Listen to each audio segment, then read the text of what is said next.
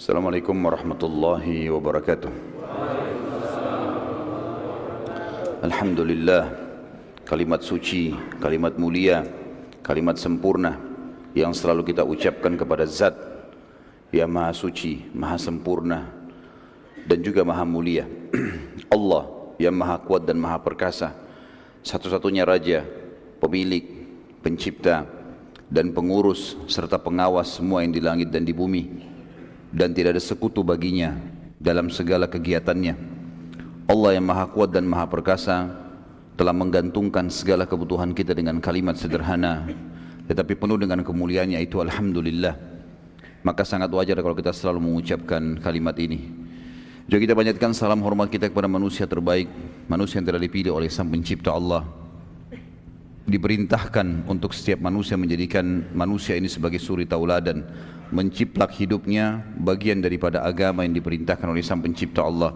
Makannya, minumnya, pakaiannya, berumah tangga, berekonomi, berinteraksi dan bergaul, serta juga bagaimana berpolitik. Seluruh lini kehidupan sosok manusia yang dibutuhkan untuk roda kehidupan telah dicontohkan oleh manusia terbaik ini.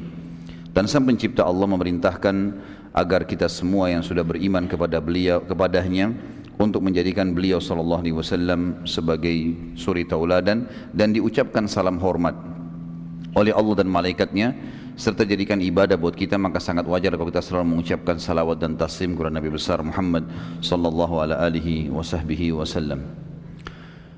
Pada pertemuan kita yang sebelumnya sudah sempat kita panjang lebar menjelaskan bagaimana masuknya baginda Nabi sallallahu alaihi wasallam di Madinah dan 3 keputusan pondasi dasar dalam mendirikan negara yang diterapkan baginda Nabi sallallahu alaihi wasallam, yaitu membangun masjid sebagai basis kaum muslimin.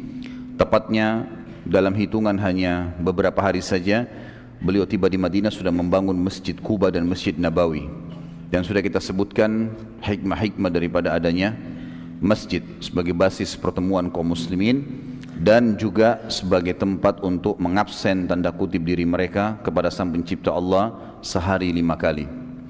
Kemudian keputusan yang kedua adalah keputusan mempersaudarakan antara muslimin yang datang atau pendatang muhajirin dari Mekah dengan orang-orang yang mukim atau penduduk asli setempat Madinah.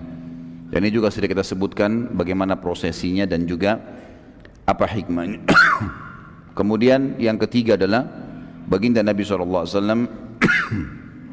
menerapkan peraturan pemerintahan sesuai dengan hukum Allah, di mana seluruh masyarakat Madinah termasuk orang-orang kafir wajib mengikuti peraturan Sang Pencipta Allah.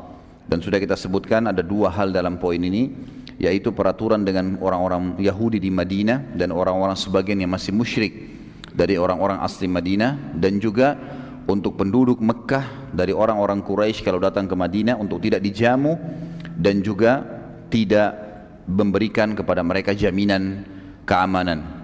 Maka pada saat itu sudah saya katakan ada iklan perang dari Nabi SAW kepada Quraisy yang sudah menyiksa kaum muslimin dan menghentikan dakwah selama 13 tahun di Mekah.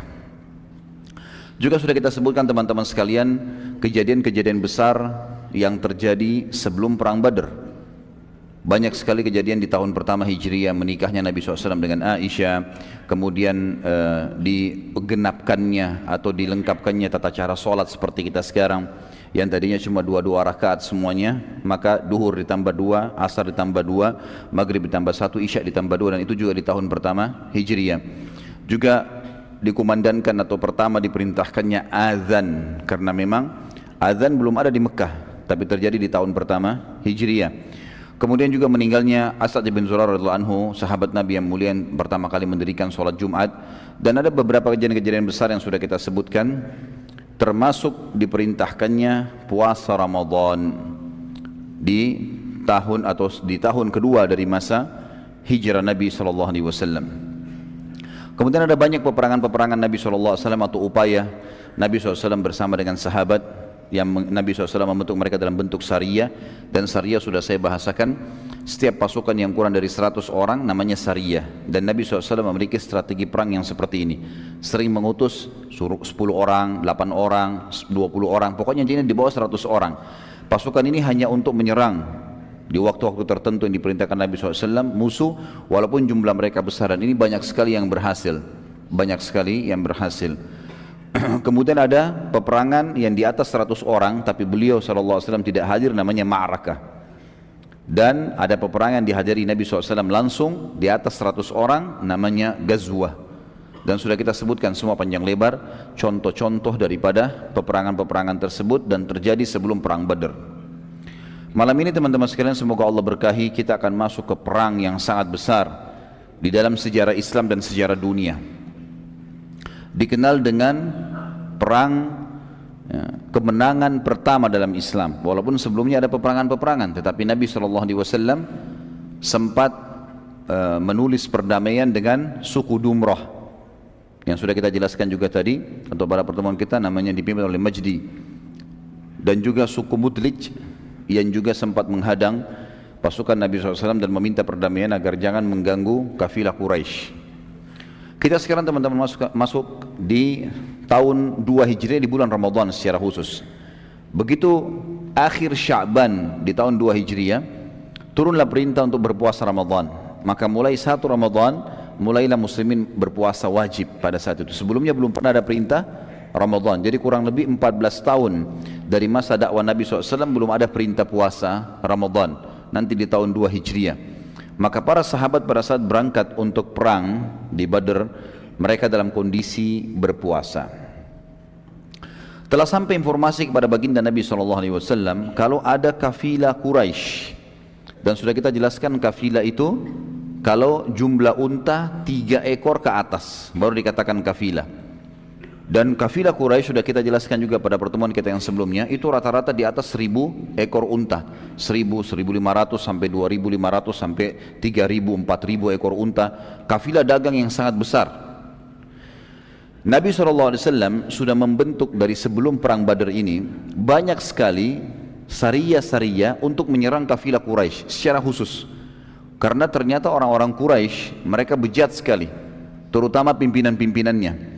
Waktu kaum muslimin ditindas dan akhirnya mereka hijrah, maka para pimpinan kepala-kepala suku memperebutkan harta yang ditinggalkan oleh orang-orang kaya, termasuk hartanya Abu Bakar, hartanya Umar, hartanya Uthman, hartanya Abdurrahman ibn Auf, sahabat-sahabat Nabi yang kaya raya, diambil semua harta-harta mereka, bahkan istri dan anaknya juga ada yang diambil. Maka Nabi SAW membentuk syariah tujuannya untuk membalas itu. Sering terjadi penyerangan-penyerangan tapi belum berhasil. Tepatnya satu hari di bulan Ramadan, tepatnya di hari kedua Ramadan. Walaupun khilaf di antara ulama tentang hari ini, tapi ada pendapat yang mengatakan di hari 2 Ramadan.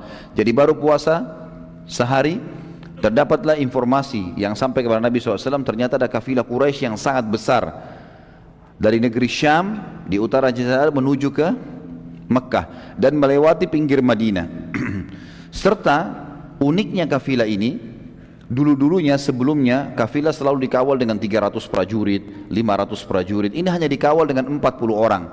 Padahal jumlah kafilah yang ada, unta-unta mereka dan harta yang mereka bawa itu lebih dari 2.500 ekor unta. Karena mereka anggap sebelumnya selalu berhasil, enggak pernah muslimin berhasil menyerang mereka, selalu lolos saja, gitu kan. Maka mereka merasa tentram. Dan uniknya juga kafilah ini, kebetulan sekali dengan hikmah Allah, semua harta muslimin yang dirampas oleh tokoh-tokoh Quraisy itu dikumpulkan menjadi satu, dipegang oleh Abu Jahal, oleh Abu Sufyan, Umayyah bin Khalaf, ya, Abu Lahab, banyak tokoh-tokoh Quraisy yang memang mengambil ini, harta ini. Lalu mereka menyatukannya di dalam satu kafilah ini. Jadi kafilah ini memang secara khusus adalah kafilah hartanya muslimin yang mereka rampas di Mekah. Nabi SAW dengar, dan kafilah dipimpin oleh Abu Sufyan. Waktu itu belum masuk Islam tentunya, karena masuk Islam nanti di pembebasan kota Mekah. Allah yang Maha Suci telah menentukan takdirnya pada saat itu, menyuruh Nabi Muhammad SAW untuk keluar serang kafilah itu. Tetapi jangan iklankan ini sebagai sebuah peperangan untuk merebut kafilah dan mengembalikan hak muslimin. Maka diiklankannya pertama kali sariyah atau Ghazwah, peperangan dipimpin Nabi SAW untuk menyerang kafilah Quraisy yang digabung antara orang-orang asli Mekah Muhajir dan juga orang-orang asli Madinah Ansar. Kalau masih ingat tadi saya sempat jelaskan di pertemuan kita yang sebelumnya, Sariyah-sariyah yang diutus oleh Nabi SAW selalu dari orang-orang Mekah, supaya tidak ada masalah. Jangan nanti orang menilai, oh ini Muhammad sengaja menyerang untuk merampas. Padahal sebenarnya tujuannya Nabi SAW mengembalikan harta orang-orang Mekah. Tapi khusus pada saat ini diiklankan siapa yang mau ikut menyerang kafilah Quraisy, termasuk orang-orang asli Madinah, boleh. Maka terkumpullah bersama Nabi SAW waktu itu 313 orang. Banyak yang tidak ikut memang, jumlah masyarakat Madinah banyak, ribuan orang. Tapi karena ini pilihan, bukan sebuah kewajiban, maka akhirnya yang ikut tidak banyak. Allah Subhanahu wa taala di sini dikatakan oleh para ulama sirah, tanda kutip ya, mengatur sebuah strategi atau rekayasa, tanda kutip tapi positif ya. Sebuah strategi agar terjadi peperangan ini. Dan itu Allah sebutkan dalam surah Al-Anfal, surah nomor 8 ayat 5. A'udzu billahi minasyaitonir rajim. Kama akhrajaka rabbuka min baitika bil haqq. Kama akhrajaka rabbuka min baitika bil haqqi wa inna fariqam minal mu'minina lakarihun. Sebagaimana Tuhanmu telah menyuruhmu keluar pergi dari rumahmu hai Muhammad dengan kebenaran, padahal sungguhnya sebagian dari orang-orang beriman tidak menyukainya. Jadi di sini dimaksud dengan Allah mengeluarkanmu dari rumahmu hai Muhammad, di sini ada tanda kutip strategi atau tanda kutip rekayasa yang Allah SWT sudah atur, tidak negatif, ini positif tentunya. Kalau bahasa saya ini keliru, tentu saya tidak bermaksud negatif, tapi di sini adalah yang dimaksud Allah sengaja mengatur ini terjadi pertemuan ini. Nanti kita bacakan ayatnya. Sehingga akhirnya keluarlah dari Madinah Nabi SAW bersama dengan para sahabat. Waktu itu Nabi SAW pun belum mendapatkan informasi kalau akan terjadi peperangan. Ulama juga mengatakan firman Allah yang mengatakan kama akhrajaka rabbuka min baitika bil haqq, sebagaimana Tuhanmu telah menyuruhmu keluar dengan kebenaran hai Muhammad, adalah jelas di sini ada sebuah strategi atau rekayasa sang pencipta Allah untuk menjadikan pertempuran terjadi. Nabi SAW diperintahkan untuk memberi pilihan kepada siapa saja yang mau ikut dan bukan sebuah kewajiban. Salah satu sahabat yang ingin sekali ikut dan akhirnya tidak punya uzur, tidak bisa ikut, akhirnya juga Nabi SAW memberikan kepadanya ghanimah, harta rampasan perang, dan juga mendapatkan pahala Badr, yaitu anak mantu beliau Utsman bin Affan radhiyallahu anhu. Pada saat dia sudah siap-siap ingin ikut berperang bersama Nabi SAW, maksudnya ingin menyerang kafilah, belum dikatakan peperangan pada saat itu, karena peperangan nanti terjadi dengan satu hal yang Allah sudah atur. Jadi bukan berhadapan sama kafilah, tapi berhadapan dengan pasukan Quraisy yang keluar dari Mekah. Utsman bin Affan mengalami satu keadaan pada saat dia sudah siap-siap, tiba-tiba Ruqayyah radhiyallahu anha, anak Nabi SAW yang merupakan istri dia, sakit keras, dan Ruqayyah meninggal karena sakit itu. Maka Nabi SAW menugaskan Utsman bin Affan secara khusus untuk menjaga Ruqayyah. Jadi di sini bukan cuma karena menjaga istrinya, tapi menjaga anak Nabi SAW. Maka Utsman pun akhirnya tidak ikut. Tapi nanti kita akan lihat bagaimana Nabi SAW melibatkan Utsman bin Affan dalam pahala-pahala dan juga ghanimah. Sebelum jauh bicara masalah perang Badar, teman-teman sekalian, peperangan yang luar biasa pada saat itu, dan kita akan lihat bagaimana luar biasanya di sini campur tangan Allah yang sangat besar kepada jumlah muslimin yang sedikit yang akan melawan pasukan Quraisy. Jumlah mereka hanya 314 melawan 1000 orang pasukan Quraisy yang sangat kuat dan keluar dengan siap berperang. Tentu teman-teman sekalian, kalau Sariyah atau Ghazwah, karena Nabi SAW sini iklankan sendiri akan keluar, tapi jumlahnya cuma 300 saja. Persiapan mereka sederhana sekali. Bahkan banyak sahabat tidak pakai baju besi yang biasanya mereka pakai untuk peperangan besar.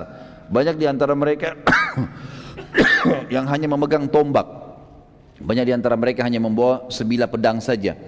Banyak di antara mereka yang cuma membawa beberapa anak panah, yang tadinya mestinya kalau peperangan minimal memiliki 100 anak panah, 150 anak panah. Tapi ini hanya beberapa anak panah, 5-6 anak panah saja. Karena mereka anggap ini bukan peperangan, menyerang kafilah. Kafilah dijaga oleh 40 orang. Jumlah mereka 314 orang, gitu kan? Dalam pandangan mereka, kalaupun berhasil maka pasti menang. Sebelum membaca panjang lebar itu atau mengetahui tentang peperangan Badar yang mulia, Kita akan lihat dulu ada satu keajaiban yang terjadi, yaitu mimpi Atiqah binti Abdul Muttalib. Dan ini jarang sekali orang mengetahui tentang kejadian ini, padahal sebenarnya ini berhubungan sekali dengan perang Badr. Sebagian ulama sirah juga menyebutkan tentang riwayat ini, dan riwayat ini sahih tentang mimpi Atiqah binti Abdul Muttalib adalah tante Nabi SAW.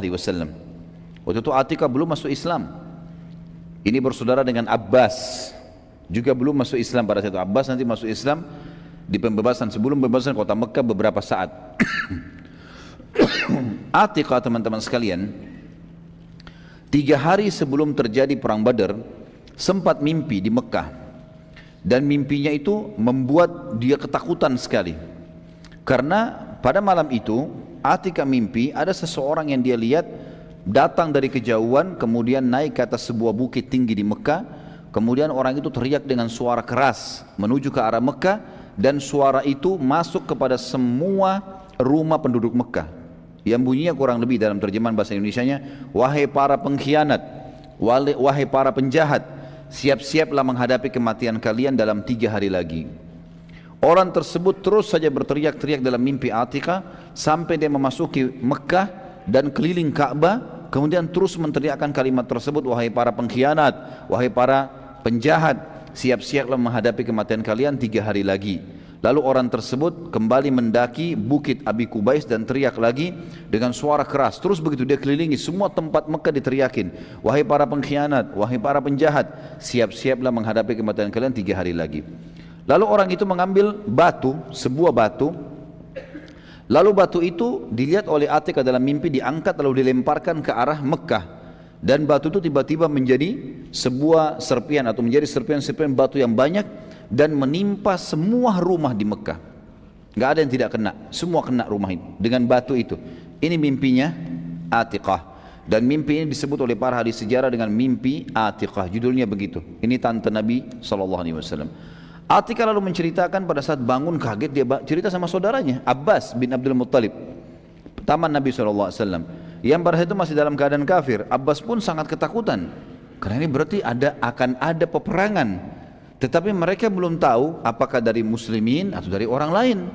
Ini menandakan Mekah akan ditimpa kekalahan, akan hancur dan seterusnya, akan sedih, tapi belum jelas apakah dari muslimin atau orang lain. Pada saat itu Abbas pun mau menceritakan, takutnya nanti salah. Maka Abbas bersahabat dekat dengan satu orang namanya Al-Walid bin Utbah. Ini salah satu tokoh juga Quraisy, dan Abbas memberitahukan padanya kalau Atiqah tadi malam mimpi seperti ini, dan memberi pesan agar jangan diceritakan pada siapapun. Ini mimpi, takutnya nanti dikira saya ini membuat-buat atau adik saya buat-buat. Al-Walid lalu memberitahukan ayahnya yang bernama Utbah dan memesankan agar tidak memberitahukan siapapun. Sampai akhirnya semua penduduk Mekah tahu. Dan ini sebuah pelajaran teman-teman sekalian. Dalam pepatah bahasa Arab dikatakan, kalau engkau titip emas pada orang, pastikan tidak bertambah, bisa berkurang. Tapi kalau engkau titip kata-kata pada orang, pastikan bertambah. Itu sifat manusia. Jadi kalau antum berdiri di pinggir jembatan, lihat saja, nggak ada apa-apa, cuma kayak orang apa sih, kagum lihat sesuatu. Nanti orang lain datang, antum sudah pergi. Dia lihat-lihat, ada orang ketiga datang, ditanya, ada apa? Kayaknya ada buaya. Yang orang pertama nggak bicara apa-apa. Pergi orang kedua, orang ketiga nih, lihat cari buayanya mana. Datang orang keempat, ada apa? Ada buaya putih. Pernah dengar gak cerita buaya putih di Indonesia? Saya kaget juga lihat dengar ada buaya putih nih. Nanti orang kelima datang, ada apa? Oh, buaya putih, tapi di sebelahnya ada perempuan. Apalah segala macam, jadi panjang. Abbas sebenarnya radhiyallahu anhu itu belum masuk Islam ya, tidak tahu kalau berita mimpi adiknya Atiqah telah tersebar. Dan pada saat itu orang-orang Quraisy memang tahu kafilah terbesarnya mereka akan melewati Madinah, dan selama ini sudah usaha kaum muslimin menyerang tapi tidak berhasil. Lalu kemudian saat dia tawaf di Ka'bah keesokan paginya, tiba-tiba melewati majelis Quraisy yang satu sama lain saling berbisikan, di antaranya Abu Jahal, orang yang merupakan musuh besarnya Islam. Abu Jahal waktu itu sedang membicarakan mimpi Atiqah. Lalu Abu Jahal berkata kepada Abbas lagi tawaf, wahai Aba Fadl, nama anaknya Fadl, anak pertamanya, wahai ayahnya Fadl, bila engkau selesai tawaf, mampirlah ke majelis kami. Saat Abbas selesai tawaf, ia pun mampir di majelis Abu Jahal. Abu Jahal lalu bertanya, aku melihat cukup nabi yang berasal dari kalian, wahai suku Abdul Muttalib. Artinya sudah ada satu orang ngaku nabi, masa ada sekarang lagi yang mau mengaku nabi? Abu Jahal menyinggung, kenapa? Karena Atika mimpi kan, masa ada lagi Atika juga ngaku nabi? Kan sudah ada Muhammad nih. Tapi dia singgung dengan bahasa dia, aku melihat cukup satu orang saja ngaku nabi dari kalian, hai suku Abdul Muttalib. Abbas bertanya, apa maksudmu? Abu Jahal bilang, dulu seorang laki-laki yang bernama Muhammad, tentu kita mengatakan sallallahu alaihi wasallam, yang mengaku dapat wahyu. Sekarang ada juga perempuan mengaku dapat wahyu. Kata Abbas, apa maksudmu? Kata Abu Jahal, bagaimana dengan mimpinya Atiqah? Ini baru tadi malam diceritain, hari ini sudah sebar semua. Gara-gara titip kata-kata. Jangan ceritain orang ya. Jadi jangan antum pakai cara ini, percuma. Jangan ceritain orang, pasti sampai kemana-mana gitu. Abbas waktu itu coba memungkiri, dia mengatakan mimpi yang mana? Dia coba memungkiri, karena memang khawatir bila mimpi itu betul-betul terjadi, maka kalau mimpi itu tidak terjadi ya, maka akan tersebar di Quraisy kalau adiknya pembohong, dan makin besar tuduhan Quraisy kalau Muhammad pembohong, ini lagi tantunya pembohong. Maka Abbas bingung pada saat itu. Abu Jahal lalu berkata, bila 3 hari berlalu dan tidak terjadi apa-apa, maka aku akan menyebarkan tulisan bahwa suku Abdul Muttalib adalah paling pembohong dari suku-suku Arab yang ada. Abbas tetap memungkiri, dan masalah pada saat itu selesai dengan pernyataan Abu Jahal tadi. Sudah, Abbas tinggalkan saja. Saat Abbas balik, maka para wanita Abdul Muttalib mengurumuninya dan berkata, maksudnya dari suku Muttalib, bagaimana bisa engkau membiarkan Abu Jahal berkata semaunya tentang suku kita? Abbas akhirnya datanglah ke sana, dikatakan oleh mereka, perangi dia, bunuh Abu Jahal itu. Gitu kan? Mereka panggil Abu Hakam waktu itu. Abbas akhirnya bertekad untuk menghadapi Abu Jahal bila 3 hari ia mau mempermalukan suku Muttalib. Artinya Abbas mengatakan, baiklah, kita lihat, kalau 3 hari dia mau mempermalukan suku kita, maka kita akan perangi, saya akan lawan dia. Dari sisi lain, kita sekarang tinggalkan Mekah dulu. Abu Sufyan pada saat itu lagi mimpin kafilah. Waktu dia sudah mau lewatin Madinah, dia selalu mengirim mata-mata, memastikan apakah muslimin mau menyerang atau tidak, gitu kan. Nabi SAW juga pada saat itu sudah tahu ini, keluar kafilah, sudah sekian hari lagi akan melewati tempat ini. Maka beliau pun mengutus mata-mata, dan mata-mata Nabi SAW ada 2 orang. Satu orang, yang pertama sahabat Nabi namanya Busbus bin Amr, dan juga yang kedua Adi bin Abi Darda. Busbus bin Amr dan Adi bin Abi Darda radhiyallahu anhuma ini diutus oleh Nabi SAW menjadi mata-mata. Kedua sahabat ini mulai keluar dan mencari berita.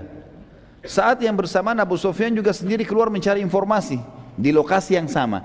Jadi kafilah Quraisy lagi istirahat di dekat wilayah Badr itu, gitu kan, lagi istirahat.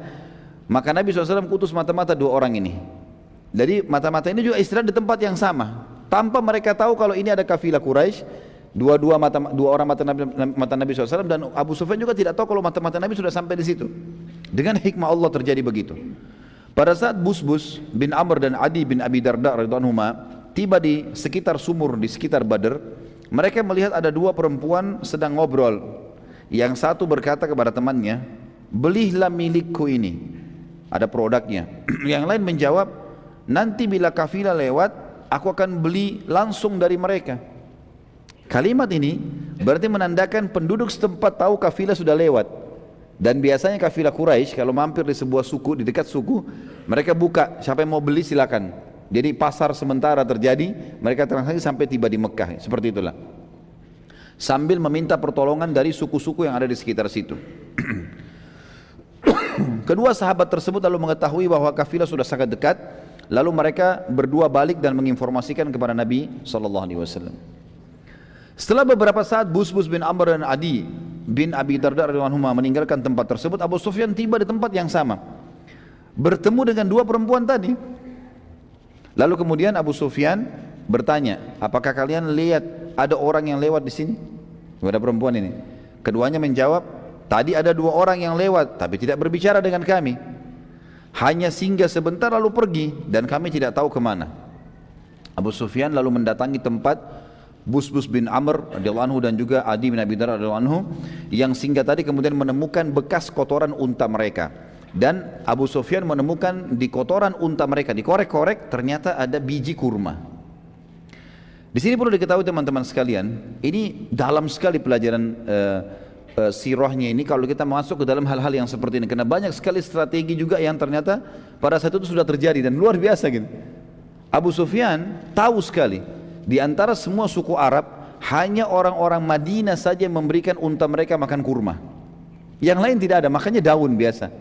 Karena kayahnya Madinah pada saat itu dengan kurma, dan kurma itu dianggap makanan elit ya, makanan manusia.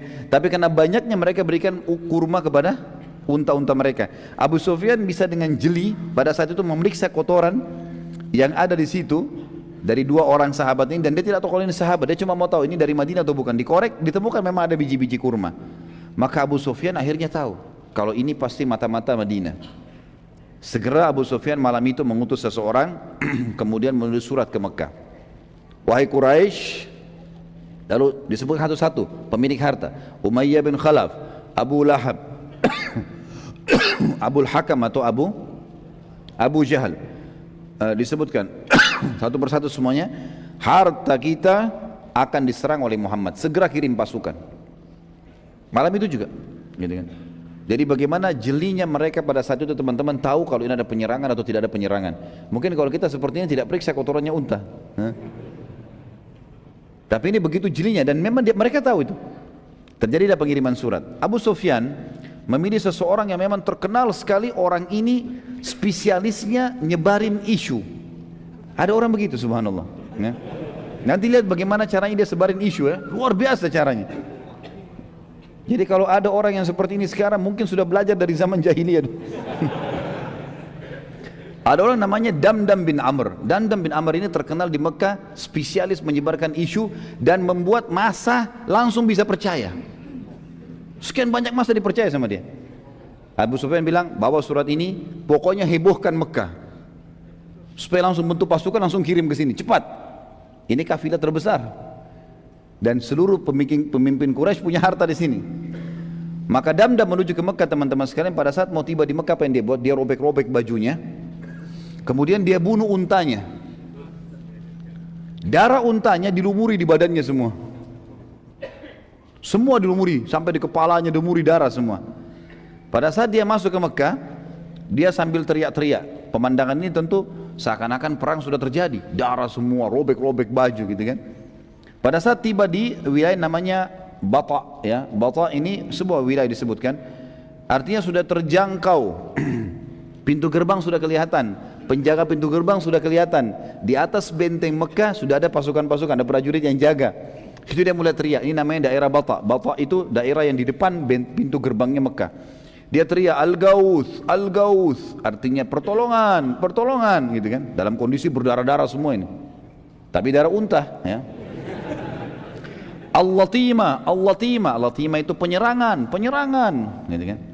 Lalu sambil dia jalan, dia buat dirinya jatuh berdiri, padahal nggak apa-apa ini. Berdiri lagi, jatuh lagi. Orang lihat semua. Masuk pintu gerbang Mekah, teriak lagi Al-Gauth, Al-Gauth, Al-Latima, Al-Latima, pertolongan, pertolongan, penyerangan, penyerangan. Orang tanya, ada apa? Ada apa wahai Damdam? Dia tidak mau jawab. Dia nggak mau jawab. Tetap aja dia jalan. Terus dia jalan. Orang sambil dengar, dia terus teriak Al-Gauth, Al-Gauth. Orang Mekah akhirnya kumpul, makin banyak, makin banyak, makin banyak, sampai sudah kumpul semua, dan dia berada pas di depannya majelisnya tokoh-tokoh Quraisy yang dikenal dengan Darun Nadwah. Teriak-teriak lagi Al-Gauth, Al-Gauth, Al-Latima, Al-Latima, teriak-teriak begitu terus ya. Maka pada saat semua sudah kumpul, maka orang-orang tokoh Quraisy yang bertanya, wahai Damdam, ada apa? Dan mereka tahu Damdam ini ikut dengan Abu Sufyan. Mereka tahu ini adalah ikut sama kafilah Abu Sufyan. Dan kebetulan Damdam pada saat itu salah satu dari 40 orang prajurit yang sedang mengawal kafilah. Kalau tidak salah memang dia juga pimpinan dari 40 pengawal itu, gitu kan. Maka dia pun akhirnya teriak-teriak, lalu dia mengatakan, penduduk Madinah dan Muhammad sudah menyerang Bukan dia bilang baru persiapan ya, sudah menyerang kafilah, gitu kan. Kalau kalian tidak berusaha menolongnya secepat mungkin, maka dipastikan harta kalian habis semua. 2.000 maaf, 2.500 atau 3.000 ekor unta semuanya pasti akan habis. Maka pada saat itu teman-teman sekalian bisa dibayangkan bagaimana mahirnya Damdam ya, memutar rekayasa data sampai seakan-akan terjadi sesuatu dan penduduk Mekah segera mengumpulkan pasukan. Kalau tidak menggunakan cara ini, mungkin pasukan tidak terkumpul dalam satu malam. Tapi dengan cara ini, satu malam terkumpul semua. Dan terkumpul 1.000 personil pada saat itu. 700 pertama, 700 personil siap perang. Terutama musuh Islam Abu Jahal. Abu Jahal teriak-teriak nih. Kemudian dia teriak-teriak untuk memanggil seluruh kepala suku memerang, kirim pasukan kalian. Sedikit kita selipkan kisah teman-teman, kisah tentang Abu Lahab dan Umayyah bin Khalaf di sini. Abu Lahab adalah paman Nabi SAW, paman kandung, ya, saudaranya Abbas, saudaranya Abdullah, ya kan, paman kandung Nabi SAW. Tapi dia membenci Islam dan sudah pernah kita jelaskan ada dua paman Nabi SAW yang mencapai masa kenabian, masih hidup dan mereka beriman. Itu adalah Hamzah dan Abbas radhiyallahu anhum majma'in. Ada dua paman Nabi yang sampai masa kenabian tapi tidak beriman. Itu adalah Abu Lahab dan Abdul Muttalib. Abu Lahab ini teman-teman sekalian, pada saat dia tahu hartanya banyak di situ, tapi karena dia merasa dia nggak perlu ikut, dia mau jaga Mekah, khawatir terjadi nanti peperangan benar, kemudian pasukan kalah, maka ini kesempatan dia menjadi pemimpin di Mekah. Dia kebetulan pernah mengutangkan uang kepada seseorang dan dia berkata kepada orang itu, kalau kau mau utangmu lunas, maka keluarlah mewakiliku, bilang aku mewakili Abu Lahab untuk keluar berperang. Maka orang itu pun setuju. Akhirnya orang tersebut pergi mewakili ya, Abu Lahab. Kemudian kisah yang unik adalah Umayyah bin Khalaf. Siapa Umayyah bin Khalaf ini teman-teman sekalian? Umayyah bin Khalaf ini sahabat dekatnya Abu Jahal, sahabat dekatnya Abu Lahab, tokoh Quraisy. Ada kisah dulu dalam riwayat Bukhari disebutkan, Umayyah bin Khalaf ini bersahabat dekat dengan satu orang dari Ansar, dari asli Madinah, namanya Sa'ad bin Mu'adz radhiyallahu anhu. Ini Sa'ad bin Mu'adz pimpinan suku Khazraj, ya, terkenal sekali, yang pada saat dia meninggal singgasananya Allah, arsy-Nya Allah goncang. Sa'ad bin Mu'adz ini bersahabat sama Umayyah bin Khalaf, sahabat dekat. Pada saat itu teman-teman sekalian, Sa'ad bin Mu'adz radhiyallahu anhu pernah, ini sebelum kejadian ini ya, jauh sebelumnya, waktu muslimin sudah pada hijrah ke Madinah, di tahun pertama Hijriah, beliau pernah lewat di Mekah dan ingin tawaf. Tapi Mekah sudah tidak bisa orang Islam masuk, kalau masuk bisa dibunuh. Cuma dia kepala suku, dia suratin dari luar Mekah, Umayyah bin Khalaf, sahabat dekatnya. Umayyah bin Khalaf ini kalau datang ke Madinah bertamu di rumahnya Sa'ad. Kalau Sa'ad ke Mekah jadi tamu, sahabat dekat. Dua-duanya pemimpin suku, ini di Mekah, ini di Madinah, dan dua-duanya orang kaya raya. Maka Umayyah mengatakan, masuk saja, saya akan lindungi kamu. Masuklah Sa'ad bin Mu'adz menjadi tamu di rumahnya Umayyah bin Khalaf. Begitu jadi tamu teman-teman sekalian, kata Sa'ad, wahai Umayyah, beritahukan kepada saya kalau Ka'bah kosong. Kapan kosong? Tidak ada orang tawaf, orang Mekah, saya mau tawaf. Malam hari nggak apa-apa. Karena pada zaman itu teman-teman sekalian, orang-orang Quraisy banyak yang tawaf sambil telanjang dan mereka bersiul serta bertepuk tangan. Dalam Al-Quran dikatakan mukaan wa tasdiyah. Jadi mereka mengubah zikir-zikir dan doa dengan tepuk tangan dan bersiul. Terlebih lagi mereka tawaf dengan telanjang, dan kita tahu nanti dalam sirah kita dijelaskan banyak lebar tentang mereka akan meninggalkan tawaf telanjang itu setelah pembebasan kota Mekah, gitu kan. Maka Sa'ad tidak mau tawaf pada saat itu. Kata Umayyah, baiklah. Umayyah kumpul sama teman-temannya dan dia tidak cerita nih, dia cerita sama Abu Jahal sama Abu Lahab kalau ada tamu saya Sa'ad, karena mereka benci dengan penduduk Madinah, gitu kan. Pada malam hari Umayyah pulang ke rumahnya, dia mengatakan sudah tidak ada orang. Hai Sa'ad, ayolah kalau kau mau tawaf saya temani. Masuklah keduanya di Ka'bah mau tawaf. Begitu tawaf datang Abu Jahal. Abu Jahal tanya, wahai Umayyah, siapa yang bersama kau ini? Kata Umayyah, ini Sa'ad bin Mu'adz, pimpinan Khazraj, suku yang besar di Madinah, terkenal dengan kekuatan perangnya, memang terkenal juga. Kata Abu Jahal, Sa'ad ibn Mu'ad, pimpinan Madinah, demi Allah kau tidak akan keluar dari Mekah hidup. Gitu kan. Berani benar kau masuk di sini. Gitu kan. Kata Sa'ad, wahai Abu Jahal, kalau kau berani sentuh saya akan lawan kamu. Saya bukan orang biasa, kepala suku juga gitu kan. Saya akan lawan kamu. Dan kalaupun saya terbunuh, kau pikir sukuku akan tinggal diam? Mereka akan serang Mekah dan menghabisi Quraisy. Mereka mati atau Quraisy yang mati? Kata Abu Jahal, demi Allah kau tidak akan bisa. Kata Sa'ad, demi Allah bisa. Ribut nih, dua orang berantem mulut. Umayyah bin Khalaf di tengah-tengah. Dia lihat ke sebelah kirinya Abu Jahal, sahabatnya, pimpinan Mekah. Dia lihat sebelah Sa'ad bin Mu'ad, sahabatnya. Tapi ini muslim, ini kafir kan, seagama dengan dia. Dalam riwayat Bukhari dikatakan jiwanya Umayyah cenderung kepada Abu Jahal. Maka dia bilang kepada Sa'ad, wahai Sa'ad, jangan kau angkat suaramu di depan Abu Hakam, karena dia pemimpin lembah ini, dia raja kami, gitu loh. Sa'ad kepala suku, ini sahabatnya, tadi berikan jaminan, kenapa bukan membela? Ya kan gitu. Maka kata Sa'ad, wahai Umayyah, mulai sekarang tidak ada hubungan lagi sama kita.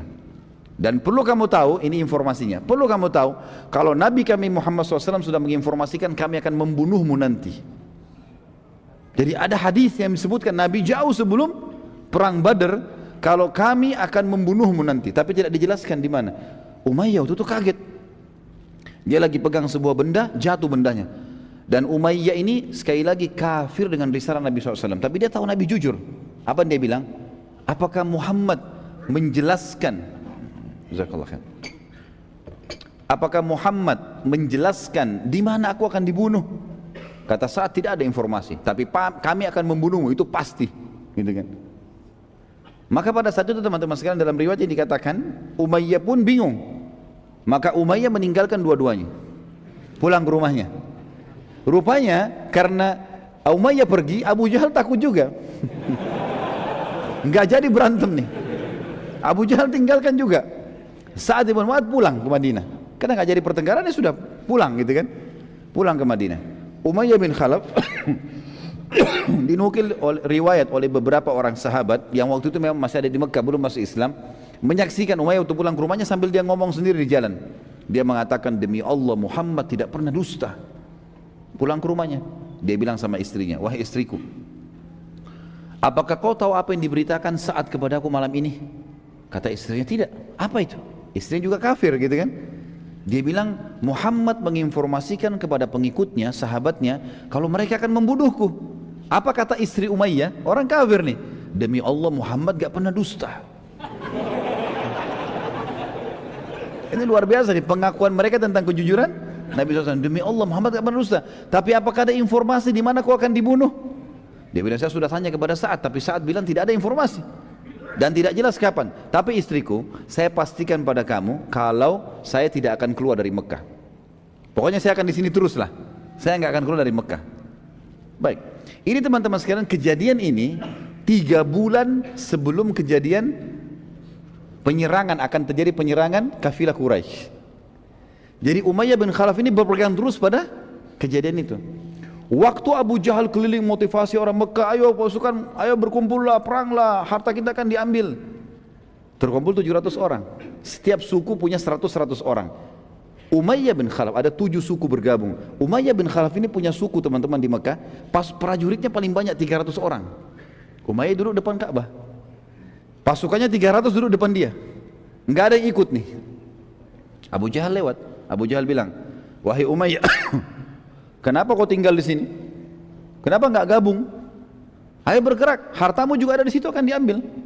Kata Umayyah apa? Wahai Abu Hakam, apa kau lupa ceritanya Sa'ad bin Mu'adz? Kalau Muhammad sudah menginformasikan akan membunuhku. Makanya Abu Jahal bilang, kenapa kau percaya itu dusta? Nggak usah percaya, nggak benar. Keluarlah, bergeraklah. 300 orang ini paling banyak, gitu kan? Dia bilang, demi Allah saya nggak mau. Abu Jahal bingung, ini pasukan paling besar. Gimana caranya? Dia pulang ke rumahnya, dia ambil dupa, teman-teman sekalian. Waktu itu ada dupa, khusus baunya itu kalau kecium bau perempuan. Jadi kalau laki-laki bau itu memalukan, aib. Diambillah bara api sama dia, dupa, ditaruh dupa tersebut, keluar wangi-wangian. Abu Jahal ambil punya istrinya, dibawa ke dekat Ka'bah. Lalu dia permalukan Umayyah di depan pasukannya. Dia bilang, tatayyab ya Umayyah. Nih, pakai minyak wangi nih, hai Umayyah. Umayyah tahu ini bau perempuan. Kata Umayyah, kenapa kau kasih saya minyak wangi perempuan? Dia bilang, karena kau perempuan, tidak mau berperang. Maka Umayyah marah, Umayyah tepis bara api itu, kemudian dia pun pulang ke rumahnya. Dia bilang sama istrinya, istriku siapkan baju perang. Kata istrinya, kenapa? Aku mau pergi. Bukankah diingatkan? Bukankah Sa'ad bin Mu'adz sudah cerita kalau Muhammad mempromosikan sahabatnya akan membunuhmu? Dia bilang, saya dipermalukan sama Abu Hakam. Saya akan keluar sebentar beberapa langkah, habis itu nanti saya kembali.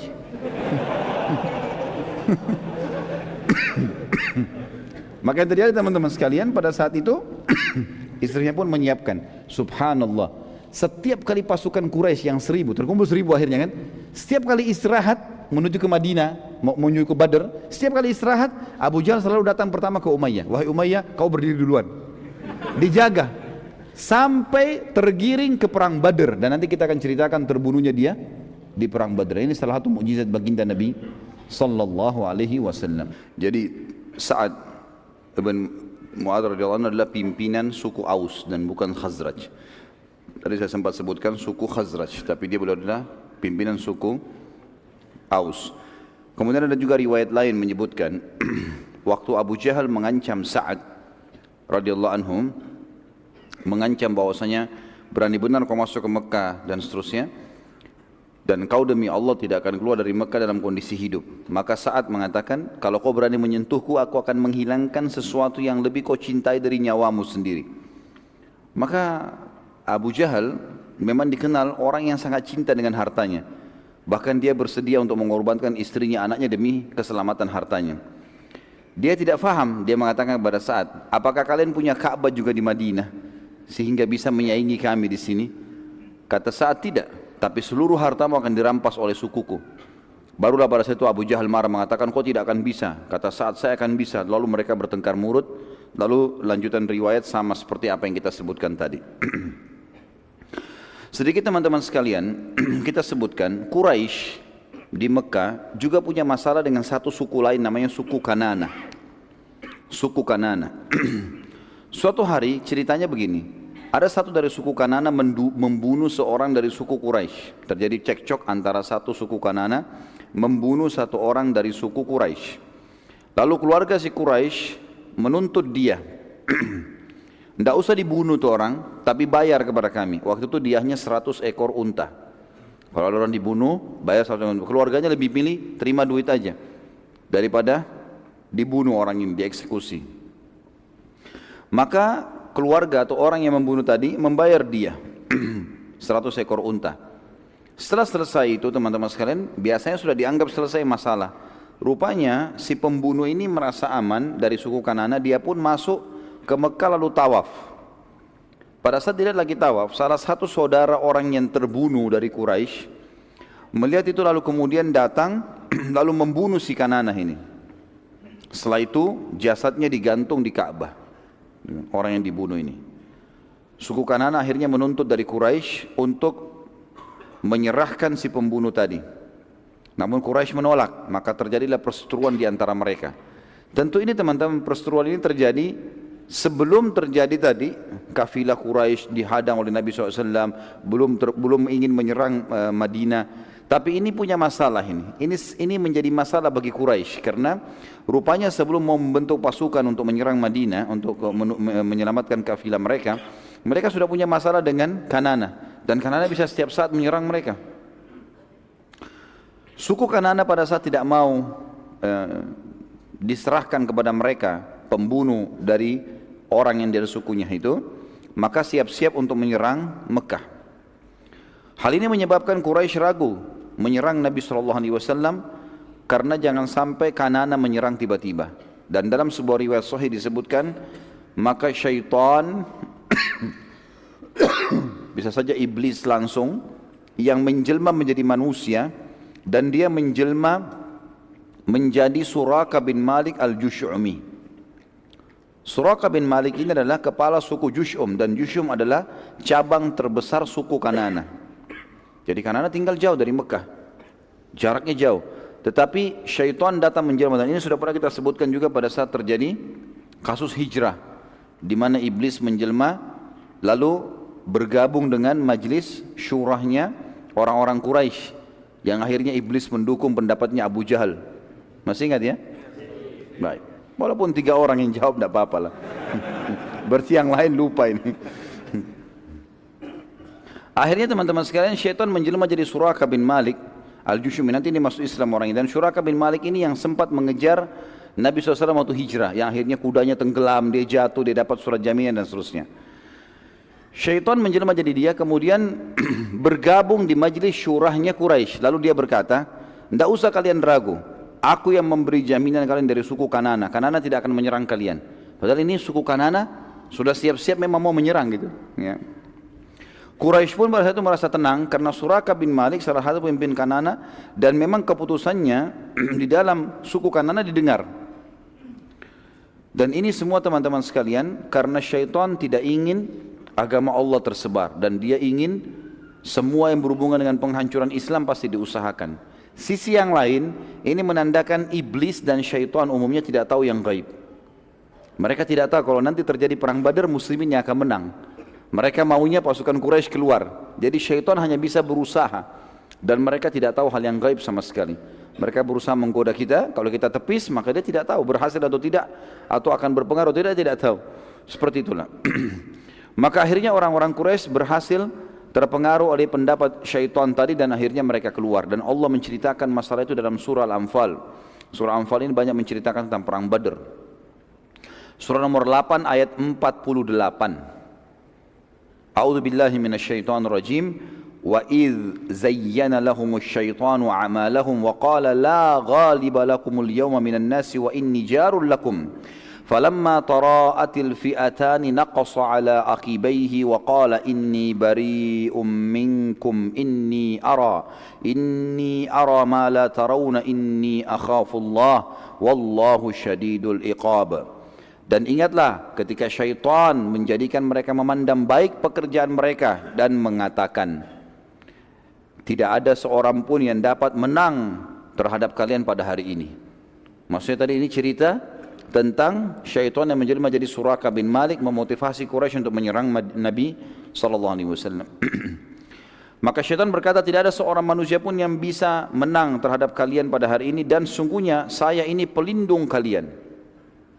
Maka tak kala kedua pasukan sudah berhadapan, syaitan sudah lihat ternyata pasukan muslimin ada, gitu kan, dan kuat. Maka syaitan pun berkata, sesungguhnya saya berlepas diri dari kalian. Sesungguhnya saya dapat melihat apa yang kalian tidak dapat lihat, dan sesungguhnya saya takut kepada Allah, dan Allah sangat keras siksaannya.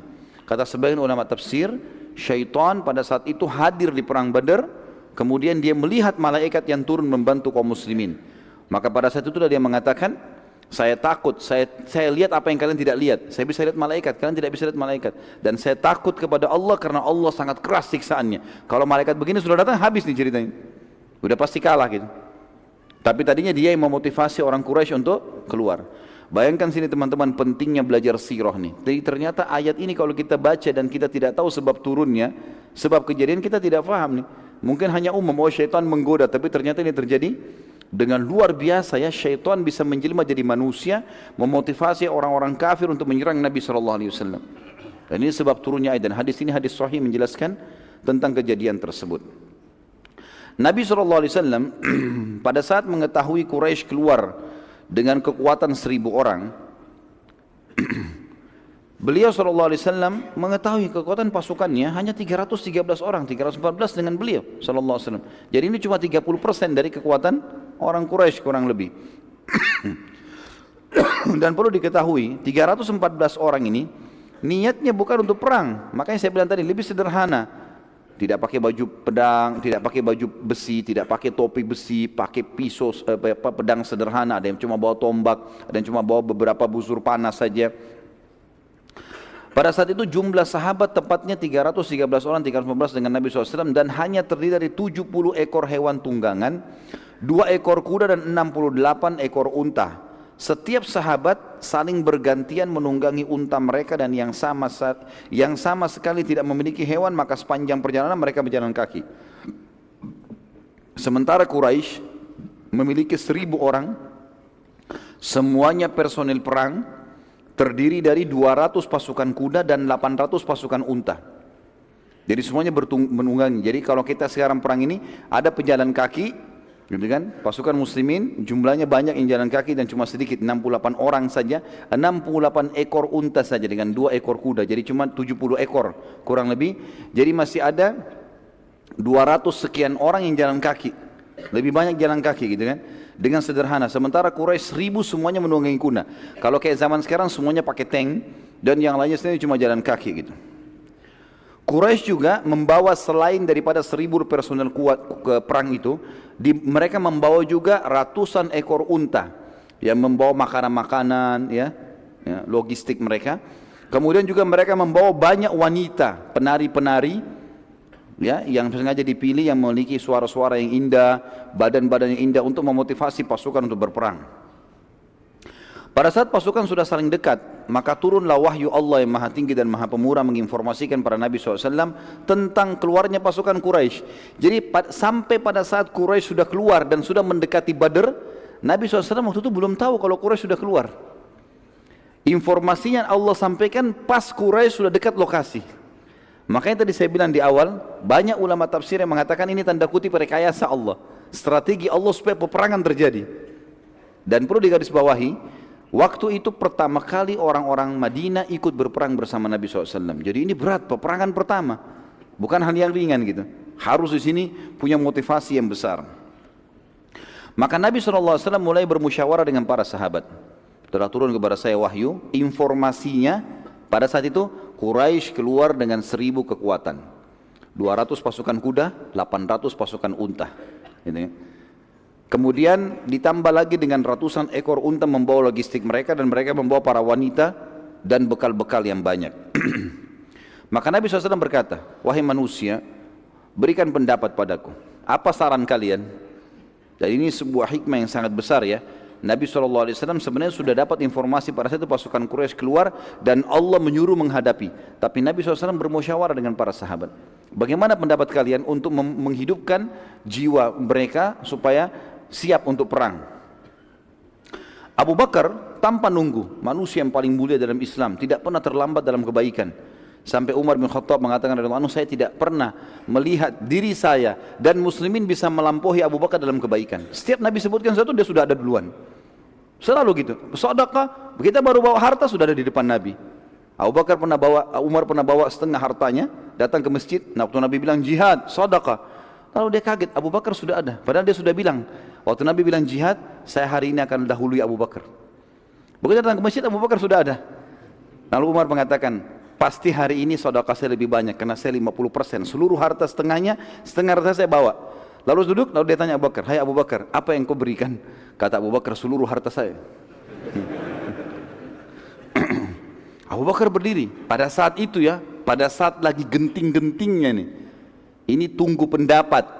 Ini satu pendapat berpengaruh besar pada perang atau tidak. Abu Bakar mengatakan, wahai utusan Allah, lanjutkan langkah anda dan kami bersama anda. Perang, pulang, kami siap. Nabi SAW berterima kasih pada Abu Bakar. Baiklah, terima kasih Abu Bakar. Nabi cuma bilang, berikan aku pendapat wahai manusia. Siapa lagi yang punya pendapat nih? Lalu berdiri setelahnya Umar radhiyallahu anhu. Umar berdiri mengucapkan kalimat yang sama dengan Abu Bakar, ya Rasulullah, melangkahlah. Di mana anda mau pergi maka kami ikut. Perang, pulang. Nabi SAW terima kasih pada Abu Umar, lalu Umar duduk. Nabi masih ulangi, wahai manusia, berikan pendapat. Berdiri lagi sahabat Nabi yang mulia, Al-Miqdad Ibn Amr radhiyallahu anhu, terkenal. Miqdad ini teman-teman sekalian adalah orang yang luar biasa, sampai dikenal kekuatannya sampai dengan 1000 orang. Umar bin Khattab pun mengakui itu. Dia mengatakan, wahai Rasulullah, berbuat apa saja yang telah Tuhan anda perintahkan. Apa saja. Kami tidak akan mengucapkan kepada anda seperti yang diucapkan oleh Bani Israel kepada Musa alaihissalam. Dalam surah Al-Ma'idah, surah nomor 5 ayat 24. waktu Musa alaihissalam diperintahkan Allah suruh Bani Israel itu, waktu selamat dari kejaran Fir'aun, serang Palestina, rebut Palestina itu. Rupanya mereka tidak mau, orang-orang Yahudi. Apa kata mereka kepada Musa? Mereka berkata, surah Al-Ma'idah, surah nomor 5 ayat 24, A'udzubillahi minasyaitonirrajim, qalu ya Musa, inna lan nadkhulaha abadan ma damu fiha, fadhhab anta wa rabbuka faqatila innaha huna qaidun. Mereka berkata, hai Musa, ini termasuk sahabat-sahabat Musa ya, berkata pada saat itu, Kami sekali-kali tidak akan memasuki Palestina selama-lamanya. Karena selama mereka ada di dalam Palestina rupanya ada orang-orang yang asli turunan Yaman, mereka posturnya kuat-kuat, tapi mereka waktu itu menyembah berhala. Orang-orang Yahudi tidak mau masuk sana. Apa kata mereka? Pergilah kamu berdua dengan Tuhanmu hai Musa, perangi, kalau menang beritahukan kepada kami. Sementara kami akan tunggu di sini. Kurang ajar sekali. Apa kata Mikdad radhiyallahu anhu, ya Rasulullah, kami jalankan apa perintah Tuhan Anda dan kami tidak akan mengucapkan kepada Anda apa yang diucapkan Bani Israel untuk Musa. Tapi kami akan mengatakan, pergilah Anda dengan Tuhan Anda dan perangilah mereka, sementara kami akan bersama dengan kalian berdua berperang. Demi Allah, wahai utusan Allah, bila Anda membawa kami ke Biraqal Jimad, pastikan tidak seorang pun di antara kami yang berkhianat, pasti kami akan ikut. Perlu teman-teman garis bawahi, apa sih Biraqal Jimad? Kenapa Mikdad memilih kalimat ini? Biraqal Jimad teman-teman sekalian adalah sebuah tempat di wilayah Yaman. Antara kota Madinah dengan Biraqal Jimad ini ada 14 suku, semua suku jumlahnya ribuan orang, jadi ada puluhan ribu orang yang membenci dan siap memerangi Islam. Waktu itu jumlah mereka 300 orang saja. Apa kata Mikdad? Ya Rasulullah, kalau Anda mengajak kami ke Biraqal Jimad, ya, ke sana, Biraqal Jimad ini tadi dari Madinah ke sana jaraknya ada 14 suku, ribuan orang, semuanya benci Islam. Kami lewatin satu-satu suku itu, kami perangin sampai ke lokasi itu, kami siap. Seperti itu bahasa, jadi luar biasa. Artinya jangan Anda menyuruh kami berperang satu peperangan, 14 peperangan pun kami siap. Kalimat yang luar biasa. Kata sahabat yang merawikan hadis ini, sungguh Mikdad telah mengucapkan kalimat di perang Badar yang aku berharap aku yang mengucapkannya, karena kalimat itu lebih aku cintai daripada humurun ni'am, atau nikmat yang terbesar, gitu kan. Karena kalimat ini mulia sekali.